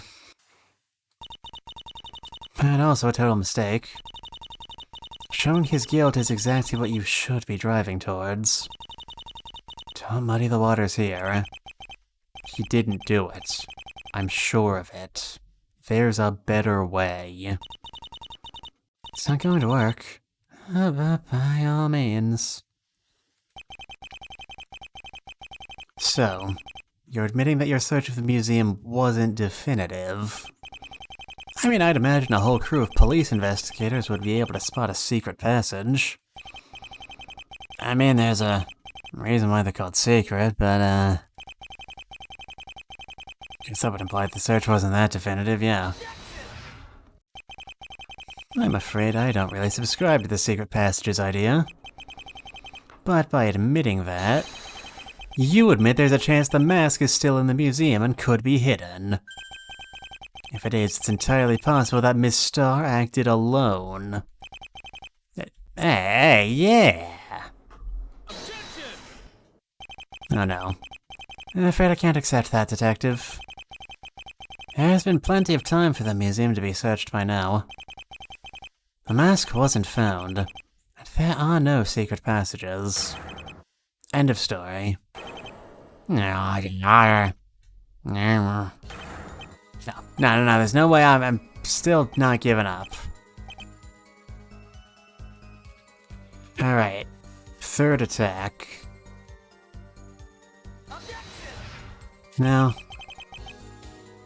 I guess pointing out how this obviously is doesn't make any sense isn't an answer. I'm very sorry to be doing this, Gumshoe.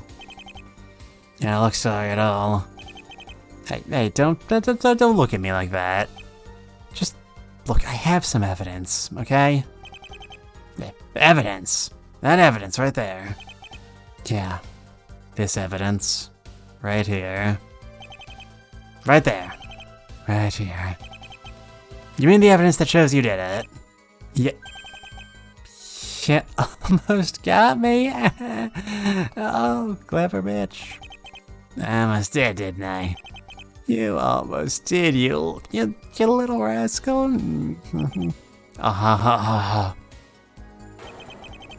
That evidence still doesn't prove anything, so I've still got you. Maybe think this.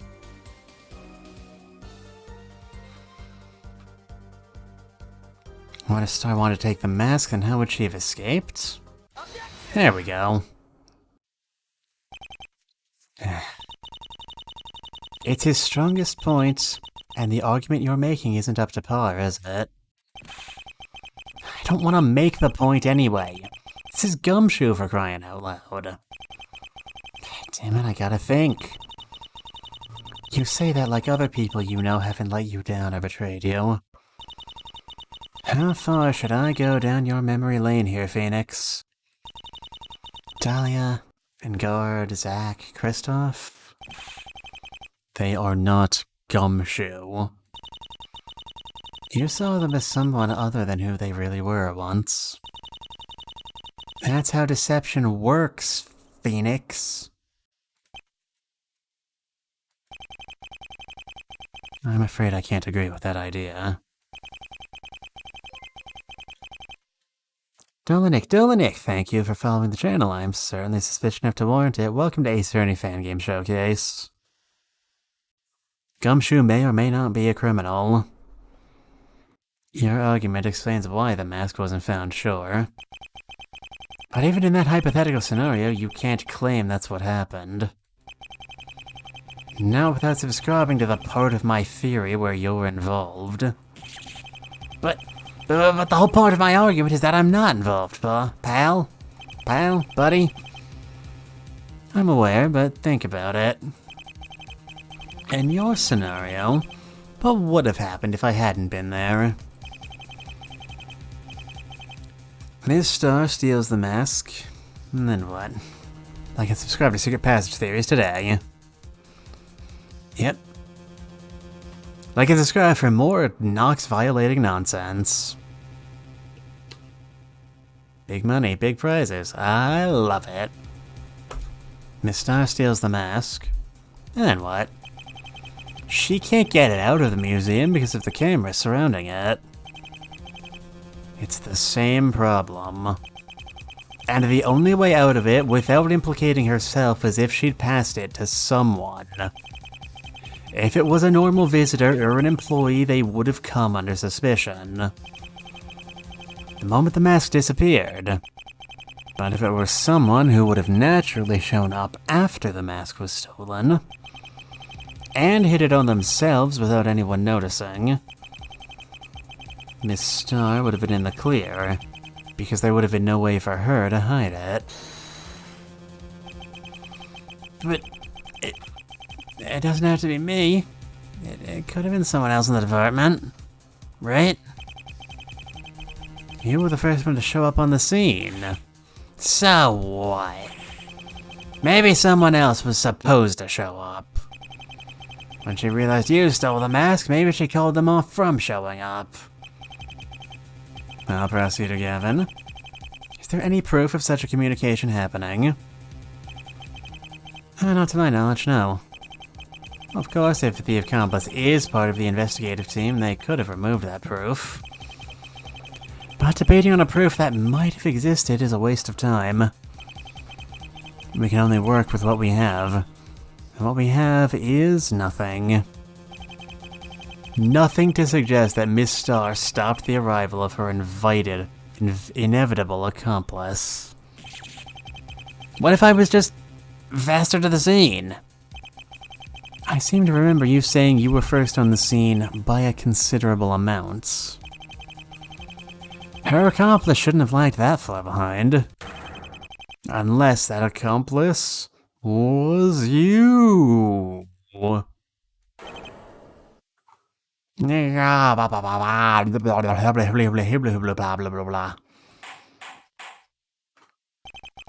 Enough. We are drifting further and further from the facts and the evidence. Please. Unfortunately, the fact does appear to be that Fraulein Star disabled the alarm. Can't believe Clavier seriously made a mistake like that. And while I admit Harebright's arguments were speculative at best, his logic was sound to me. While preposterous, there may be some merit in exploring the possibility. But I really didn't. Hot Hair Shoe here is the culprit. It all comes down to one thing. Does the defense formally accuse the detective of participating in the theft? Chat? What do we think? Is sweet, lovable, impoverished Detective Gumshoe really the culprit behind this gratuitous theft? Okay, no, we don't have to commit to it. We have one vote for no. Because no one else is participating in chat, so... If we do that, we leave basically the possibility of Angel off. I thought Angel was the accomplice, though. They're a package deal, it's not both, it's one or the other. It's both or neither. Yeah, Angel nabbed the mask, then handed it off to Detective Suede Shoes or whatever his name is. I don't think we need to accuse them. Yeah, alright. That's... nice for the advice so far, I guess. But I already made my decision about this a while ago. I've been buying time to try and find other ideas. Time's up. And I've got nothing else. So I've got to do the only thing I can do. The defense does not believe Detective Gumshoe to have anything to do with the crime. The defense was merely exploring all avenues of reasoning. The truth is, the defense can find no real evidence to indicate him capable of doing this. The fact is that Angel's star disabled the system. Nothing more. The rest will have to be determined through evidence. Pal! I believe you just threw away your one way out of this mess here, right? Whatever. I know he didn't do it. Well, of course, you would know. After all, with Hair Shoe in the clear, we're back to you as the prime suspect. Right where we should be. And I disagree with that. Very simple. It's not simple at all. After all, the prosecutor's official position is now similar to Hair Shoe's third line of defense. Fraulein Star disabled the alarm independently or in coordination with you.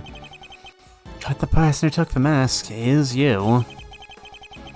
You say we should focus on the evidence? I agree. Because there was always evidence that you took that mask. I see, that's how it is. You still have an ace up your sleeve. Guess that in turn means you had evidence to point away from Gumshoe? Why not just say so from the beginning? Because, Hair writes, I wanted to see if you would prove me wrong once more. And I do. Like a gambler.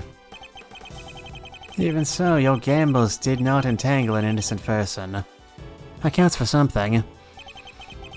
But now, like most gamblers, I think it's time for your streak to come to an end. And like most gamblers, I won't believe it till I see it. In that case, allow me to call the prosecution's final witness. The person who will prove you had that mask. The prosecution calls Desiree Delight to the stand.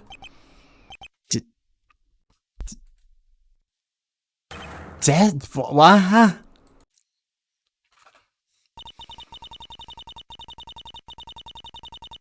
Bet you're wishing you could have accused the good detective while you still had the chance.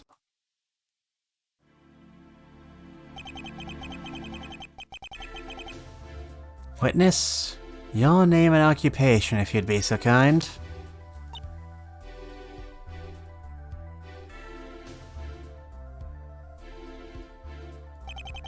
Should I take this silence as a good or bad sign? Having given the look on her face, witness, are you with us? Desiree Delight, unemployed. Sorry, the last few days have been a bit exhausting. And this scheduled trial time isn't really helping, you know? Once again, my sincerest apologies.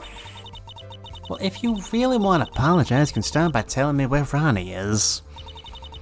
This is effectively blackmail, you know? The blackmail? Oh, nothing of the sort, Herr Judge.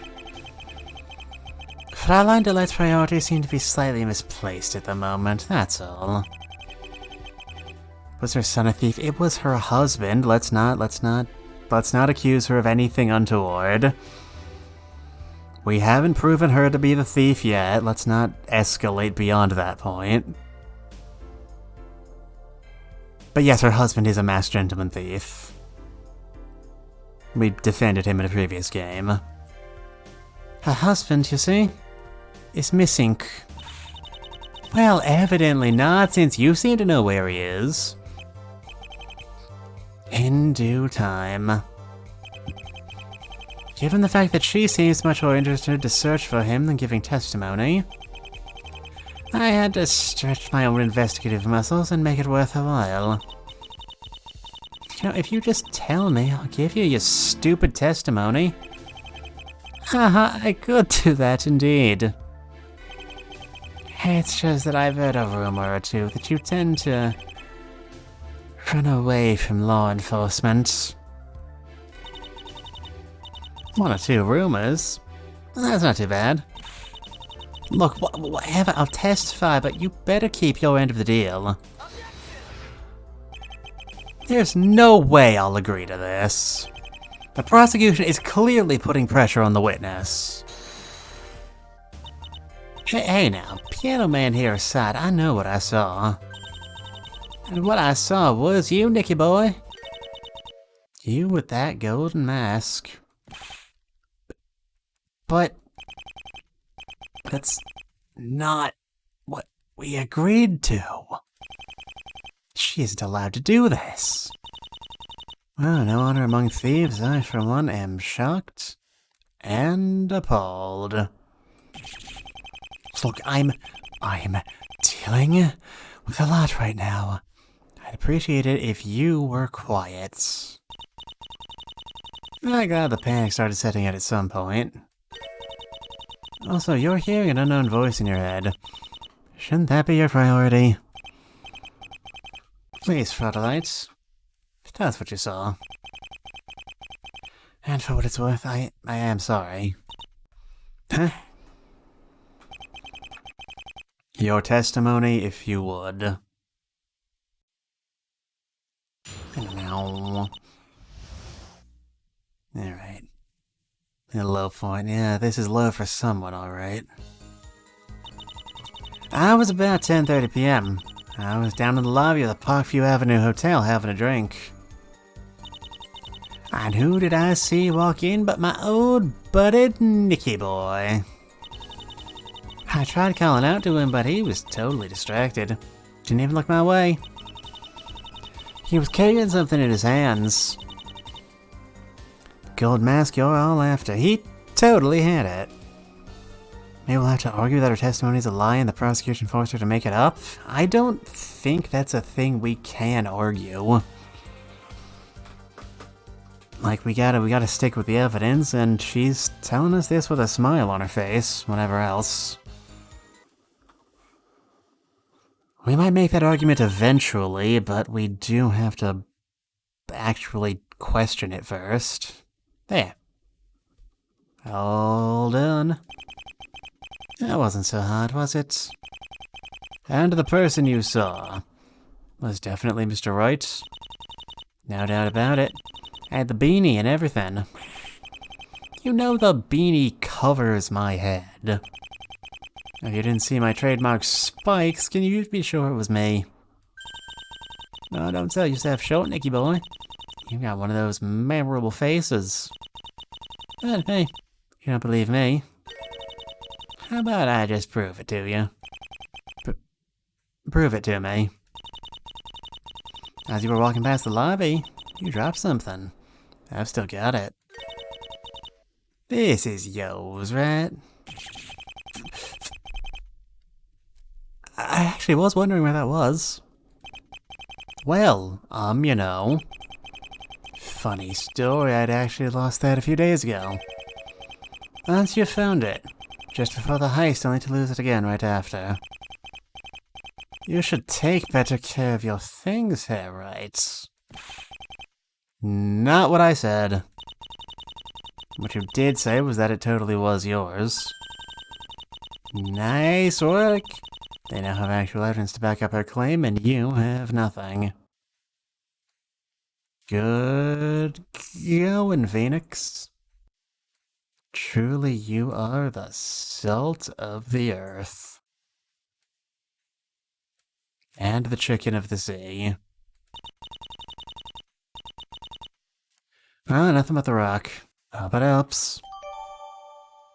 A jewel that happens to double as a lie detector. We finally got it back. Well, it looks to be the real deal, at least.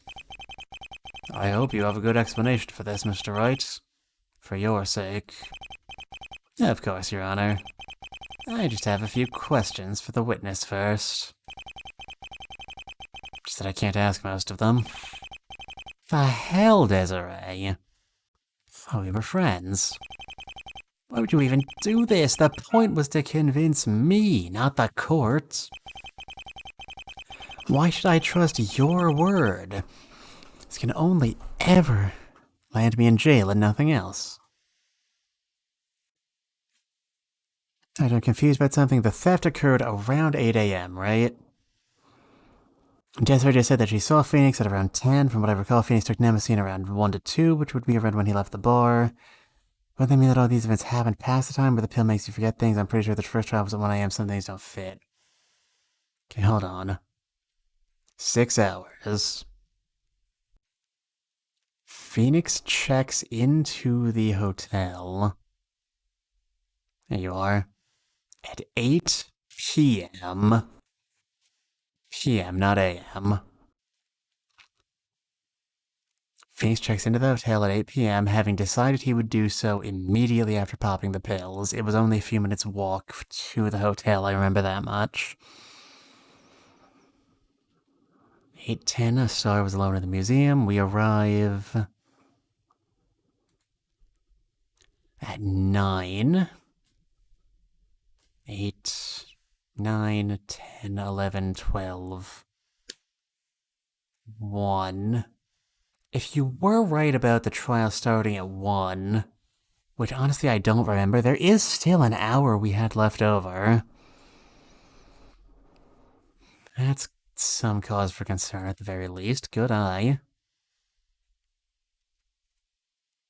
9, 10, 11, 12, 1. Gonna have to go back and rewatch the VOD for the first episode of this case afterwards. Because if the first trial did start at 1, then that means the drug kicked in an hour ahead of schedule.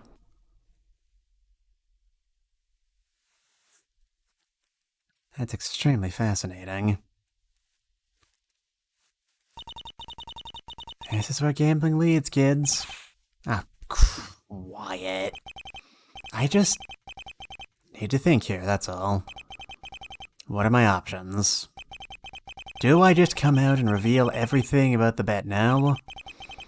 Even if I did, there's still the fact that I don't remember what actually happened. It won't change the evidence.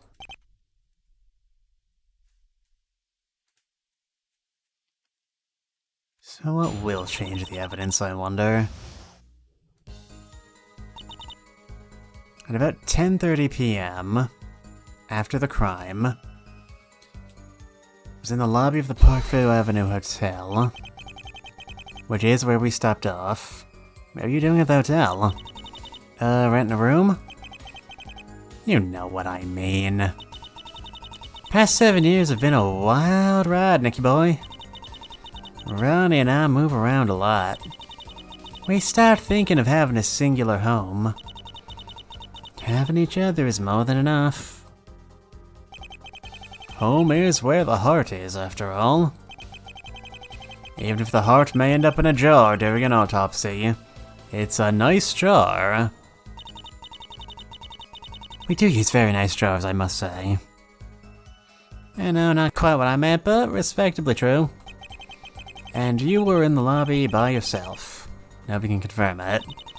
Well, if I'd known that Ronnie wouldn't be coming to bed, I would not just be sitting around. He was supposed to be back that night. So this is just your word. Can you provide a single reason why she would lie? Just check the VOD and the guard tells Phoenix right that it's 1:40 AM on November 22nd. That is close enough to 2 that I think it probably checks out.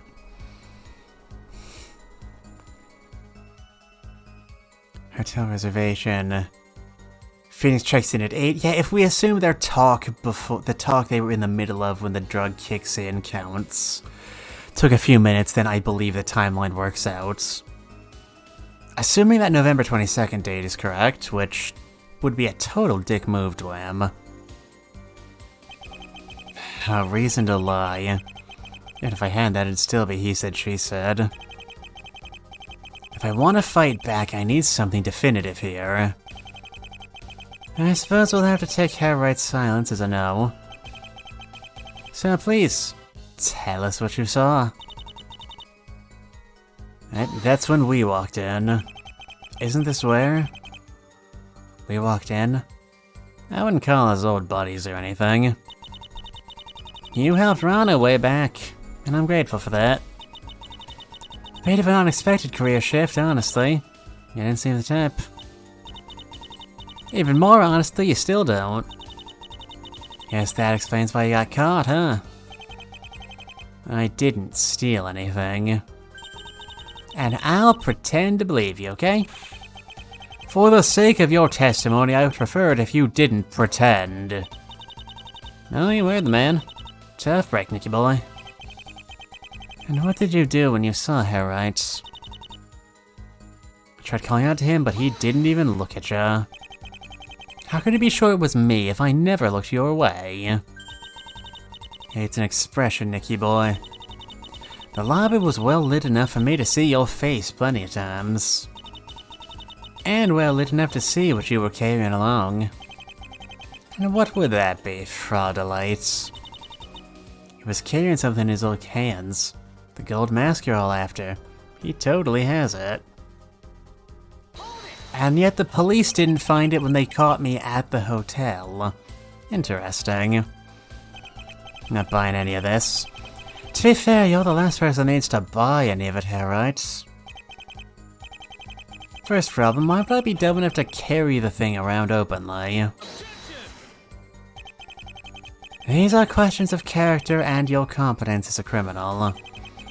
I don't find them particularly compelling in a trial where evidence trumps all. Perhaps you were overconfident. Perhaps you were careless. Perhaps you just forgot a bag to carry it in. It matters not in the end. You were seen with it. On its own, I would maybe agree to question it. Coupled with the evidence against you, however. Getting awfully cocky, aren't we? Second problem. How soon can Miss Delight be that it was this mask exactly? I have a vested interest in the art world, as you can imagine. Oh.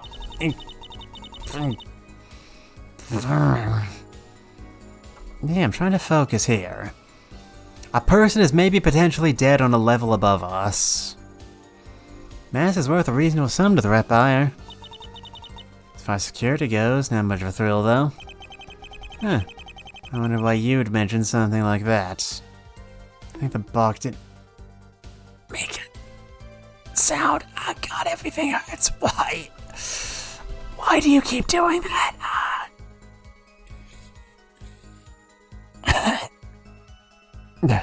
But I wonder why you'd mention something like that. I wonder too. Point is, I could and I did recognize this thing anywhere. You know, Prosecutor Gavin, with how much stock you're putting in her testimony, I'm willing to bet nobody else in the lobby saw me with the mask, not even this dinosaur. This dinosaur is the key witness who's going to blow the entire case wider open than Goatsa. You'd think I'd stick out given my appearance. Half a point. We have yet to find a witness from that time that saw you and stated you cared nothing. Believe it or not, right? People have more important things to do than pay attention to you. You implying I'm attention hungry? I'm implying that you know that this woman's testimony is enough.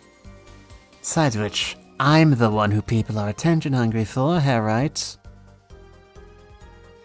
Javier brings the dinosaur in as a witness. All it says is roar and you have to cross-examine it. Not the first or second time Phoenix has done that. Or the third if you count spin-offs. Whatever chance you had to refute it went out the moment you pleaded silence. Fact is, you still haven't broken it speaks volumes. Wouldn't you say? It's short and to the point as far as testimonies go. Come on, there's gotta be some way out of here. What is Desiree trying to do here? More importantly, the thing that worries me. My Magatama.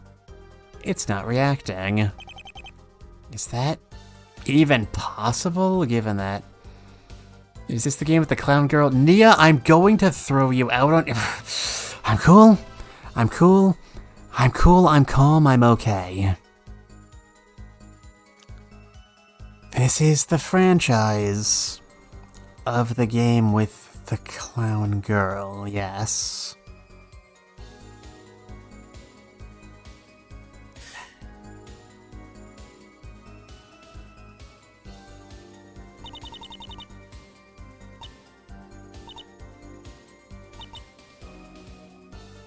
Alright, here's my plan of attack. If I had the mask, why didn't you find it when they searched me? Okay, that's not it, is it? I don't know what your game here is, but it's not going to work. Game? Nicky boy, I'll look for game at any time, but not in a court of law. Even I have standards, you know? Look, whatever, this evidence proves you're full of it. Well, it does? Yeah, it's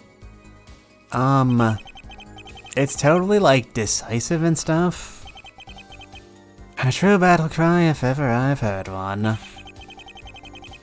Come on, man, she's obviously lying. Only obvious thing here, right? Is that you don't have a clue what you're talking about, do you? Damn it, how am I supposed to do this?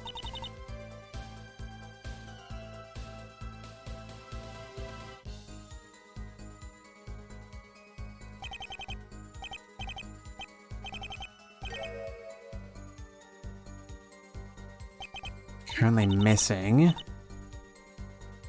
Is it that's currently missing? Is that where they mention it? No.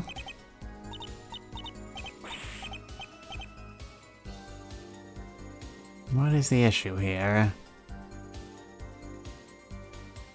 Can I prove that I don't know how we could possibly prove this, but... Can we at least bring it up?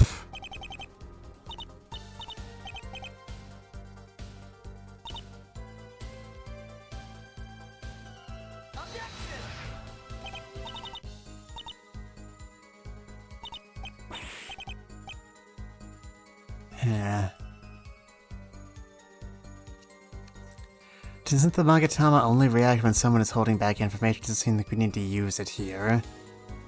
The Magatama only reacts when... The Magatama reacts on its own. If we need to present it, we'll know. That's the issue at hand here. Desiree said she took the pill. Why did she remember something from after 10 a.m.? That's what I'm trying to prove, but apparently we can't just make that argument. I guess the judge probably wouldn't believe that.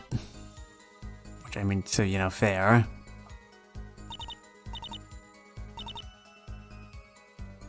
Unless we make the argument on this point. No, okay.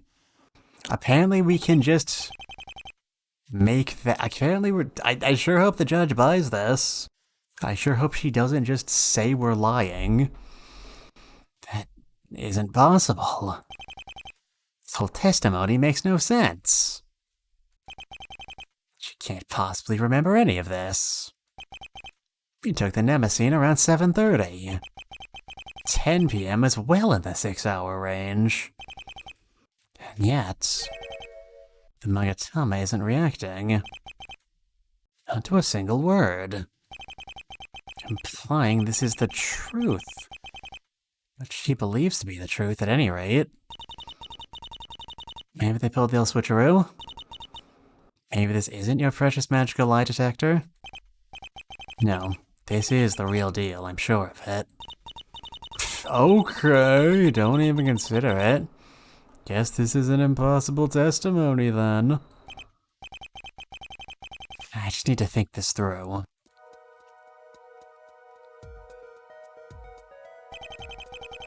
Our starting point is in the club. We take the pill. We lose the next 6 hours. What's up with that, I miss? I is making meth with my Bidoof. He especially looks like Walter White, though.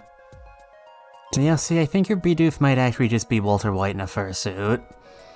That would not surprise me even the slightest. Hello, you're very deep into the game and a lot of stuff is happening. Alright, my starting point is in the club. We take the pill. We lose the next 6 hours. That's the assumption. Something about it has to be wrong for this to make sense.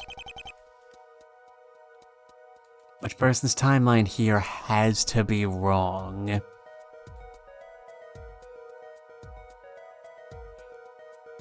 It can't be one or the other. It has to be either both or neither.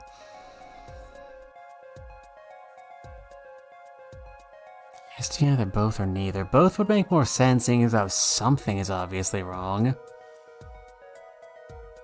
He's very small, he's a Bidoof, but he has a feature like a little goatee in his hat.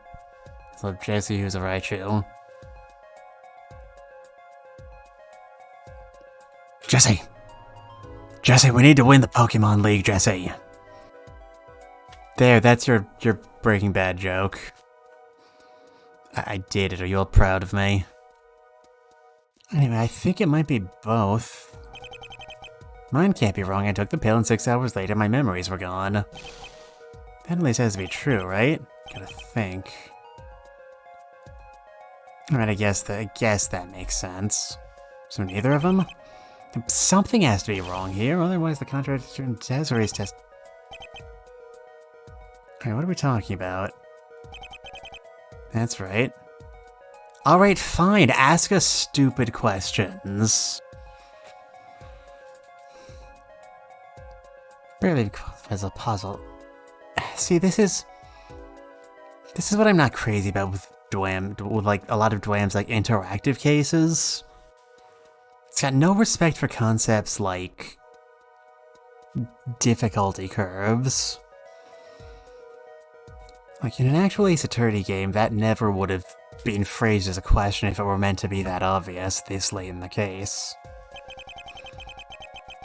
That's right. My own experience proves that I at least took the pill. The same can't possibly be said for Desiree, though. Let's see. She's not lying, so she must remember 10 p.m. At the same time, though. Back in the club, the Magatama didn't react either. This means she was at the time earnest in wanting to take the pill. I saw her take it. What does this mean here? Well, obviously she took something that wasn't Nemesine. It's the only way the Magatama can still work. It's the only thing that explains how she can have remembered something at 10 p.m. She couldn't have taken the Nemesine at this point, but she believed she was. Let's raise some other important questions, but let's solve the main issue first. This explains how she remembered what came after. However, judging by her behavior here, I don't think she knows anything about the bet or the arrangements. Because again, she was telling the truth when she said she wouldn't do this. And that she did end up taking Nemesine at some point during the night. Let's see. When would she have taken it? Given the conditions, it has to have been no later than X p.m.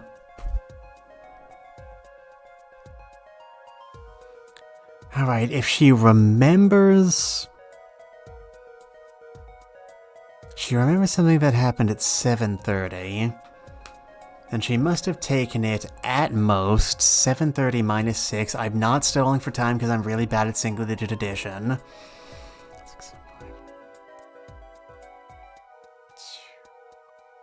It's 1 p.m. Guys, I'm not that stupid, come on.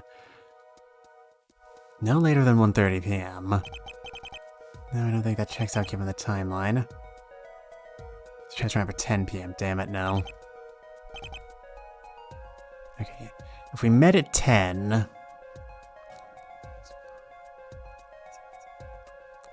have been 4:30. 4:30 is the absolute earliest she could have taken the pill.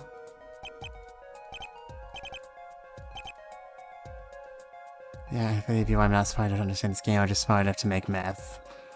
DLC, that's not an accomplishment, and also probably not something you should be bragging about to a law enforcement officer. Just saying. I guess the absolute latest it could be 9 p.m. 6 hours after ingestment.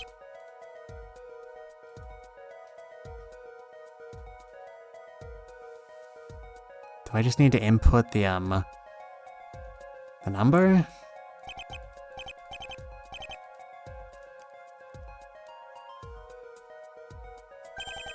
There, okay. That's convoluted. That was unnecessarily convoluted and I didn't appreciate it. Exactly.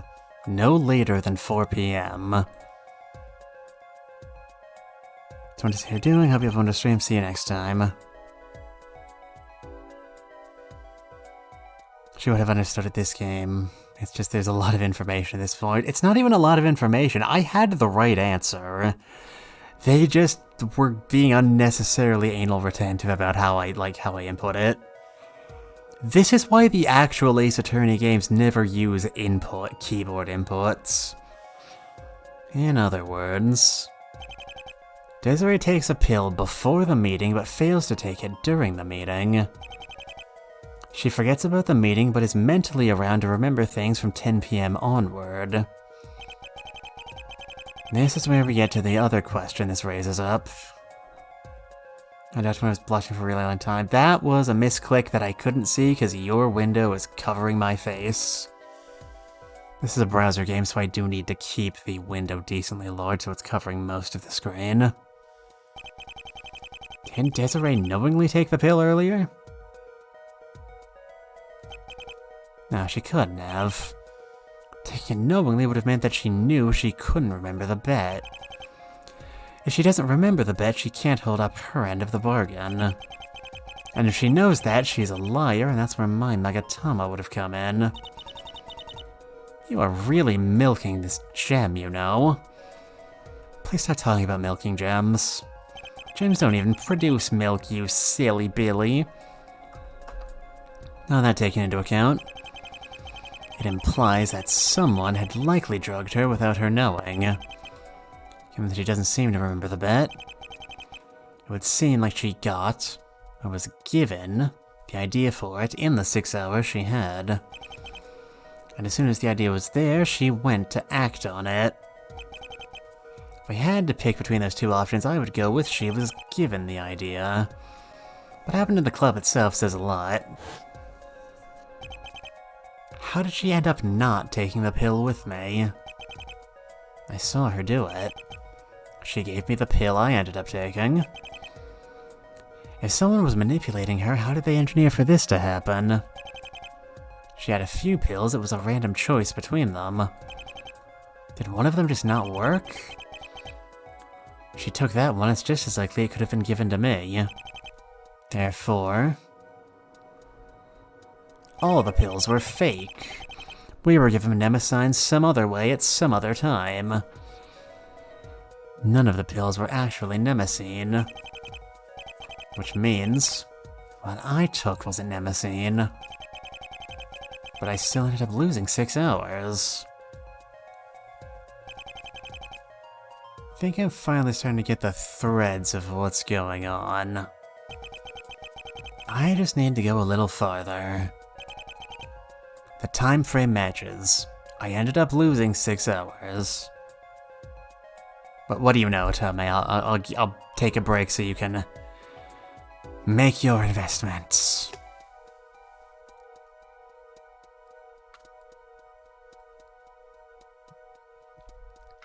My throat is fucking paralyzed in here. This is why I generally don't do summations myself.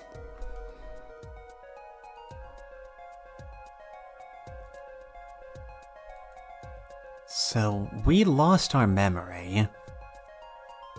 We don't even know if Nemesis is actually a thing. I suppose technically, given that we don't have the drugs. If that were the case, then we would have to answer why Phoenix doesn't have any memory. She has an unknown evil twin. No. No, stop. Stop this. None of that. Shame on you.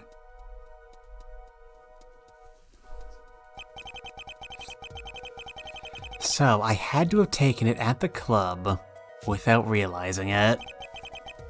And it had to have been right around then. All to create the illusion that Desiree took the pill when she did. To make me believe she would remember the bet. If I believed that when I was inevitably arrested, worst came to worst, I could have believed she would show up to save the day. Here she comes to save the day. Give me a promise of a safety net so I let my guard down during the trial. Even beyond that, if there's a fake me running around, Zin Aof strikes again. It could be that they deliberately showed themselves in front of Desiree. This whole moment could have been planned well in advance. If I had rushed into this testimony and started talking about the bet, Desiree would have looked at me like I was crazy, like the rest of the court. The one line that I could try and use to explain myself would have sunk before my very eyes. Damn it! Have I been completely had here? Sounding like it. How did it happen, though? How did they get you? Maybe a spiked drink or something? Given the lack of customers, who would have had the chance to do it? The person who's been in our evidence record the entire time but hasn't contributed anything to the case. The only possible explanation.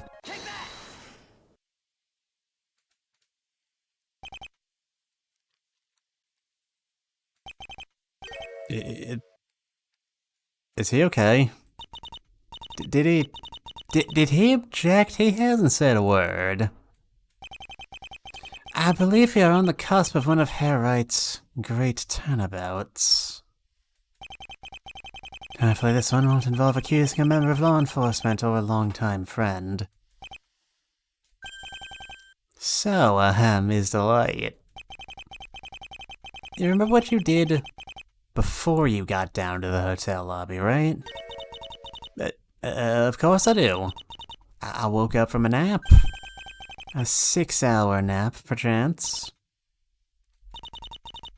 Don't tell me. You know, it's funny you saw me at the hotel lobby. It's an interesting coincidence, given they were met earlier that night at the Bush Bowl Club. I see. I thought it was just my imagination, but my memory was really taken from me? Damn it! Does this have anything to do with Ronnie being missing? Prosecutor, tell me where he is now.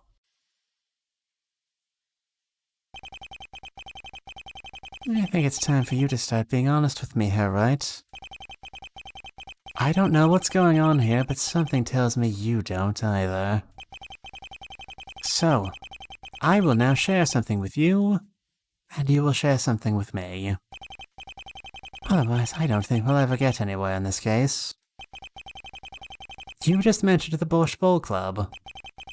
And you've just made it clear Frau Delight is not just some random bystander. I do not know what kind of game this is, but it has gone too far.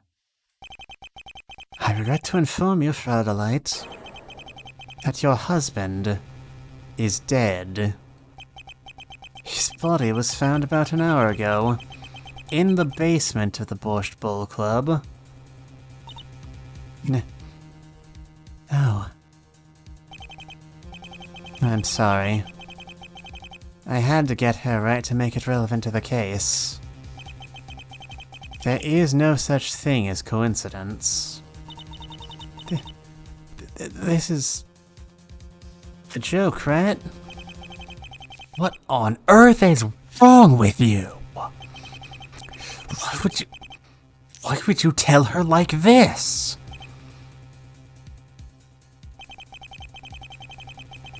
Just as I cannot see the man opposite of me, he cannot see me either. You, Hairwright, have found yourself at the center of something. A man is now dead, in the club you work for. The waitress Olga Orley disappeared within hours of the mask disappearing. I am tired and frustrated of your games. I keep saying, and I keep asking, and you always play coy. With me, with us, with the system.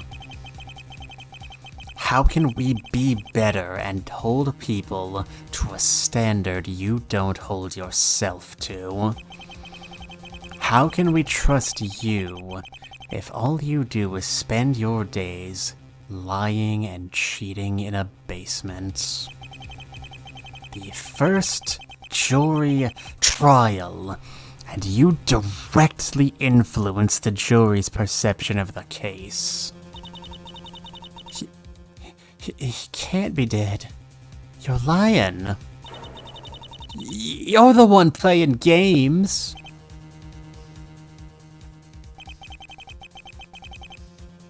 Maybe I don't care as much as I should. Maybe I haven't changed as much as I think I have. Maybe it's just something that runs in the family.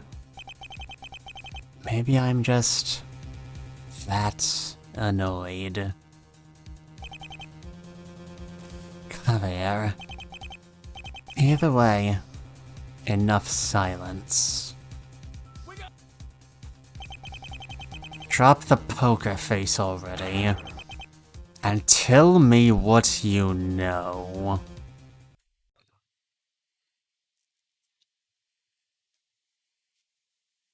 Day 3.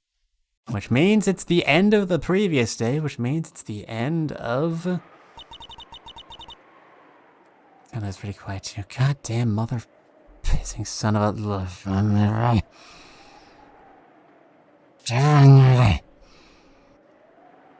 Look, the day's over. Things have to end stream. Thanks for ending things on a bad note, you big jerk. Honestly, this case has escalated wildly out of control. I'm very excited to see where we go from here. Tomorrow is Mystery Monday, which means it's Kamaitachi Day, which means we're beyond at 5, just in case I don't have the schedule up in time. I hope to see you all there. Enjoy chewing this over, good lord above. Tomorrow will be fun. You know I'm going to go back to the drinks choice and see the remaining 3 ways we can see the various Torus killed. You know I'm going to do that. Goodbye, everybody. I will see all of you later. Thank you for coming in today. Tomorrow we're basically going to be... not tomorrow. Next year we're basically going to be starting a new case. I don't even know what we have left to chew over. Totally adrift. Maybe you'll come up with something. Maybe I'll come up with something that seems more likely. Goodbye.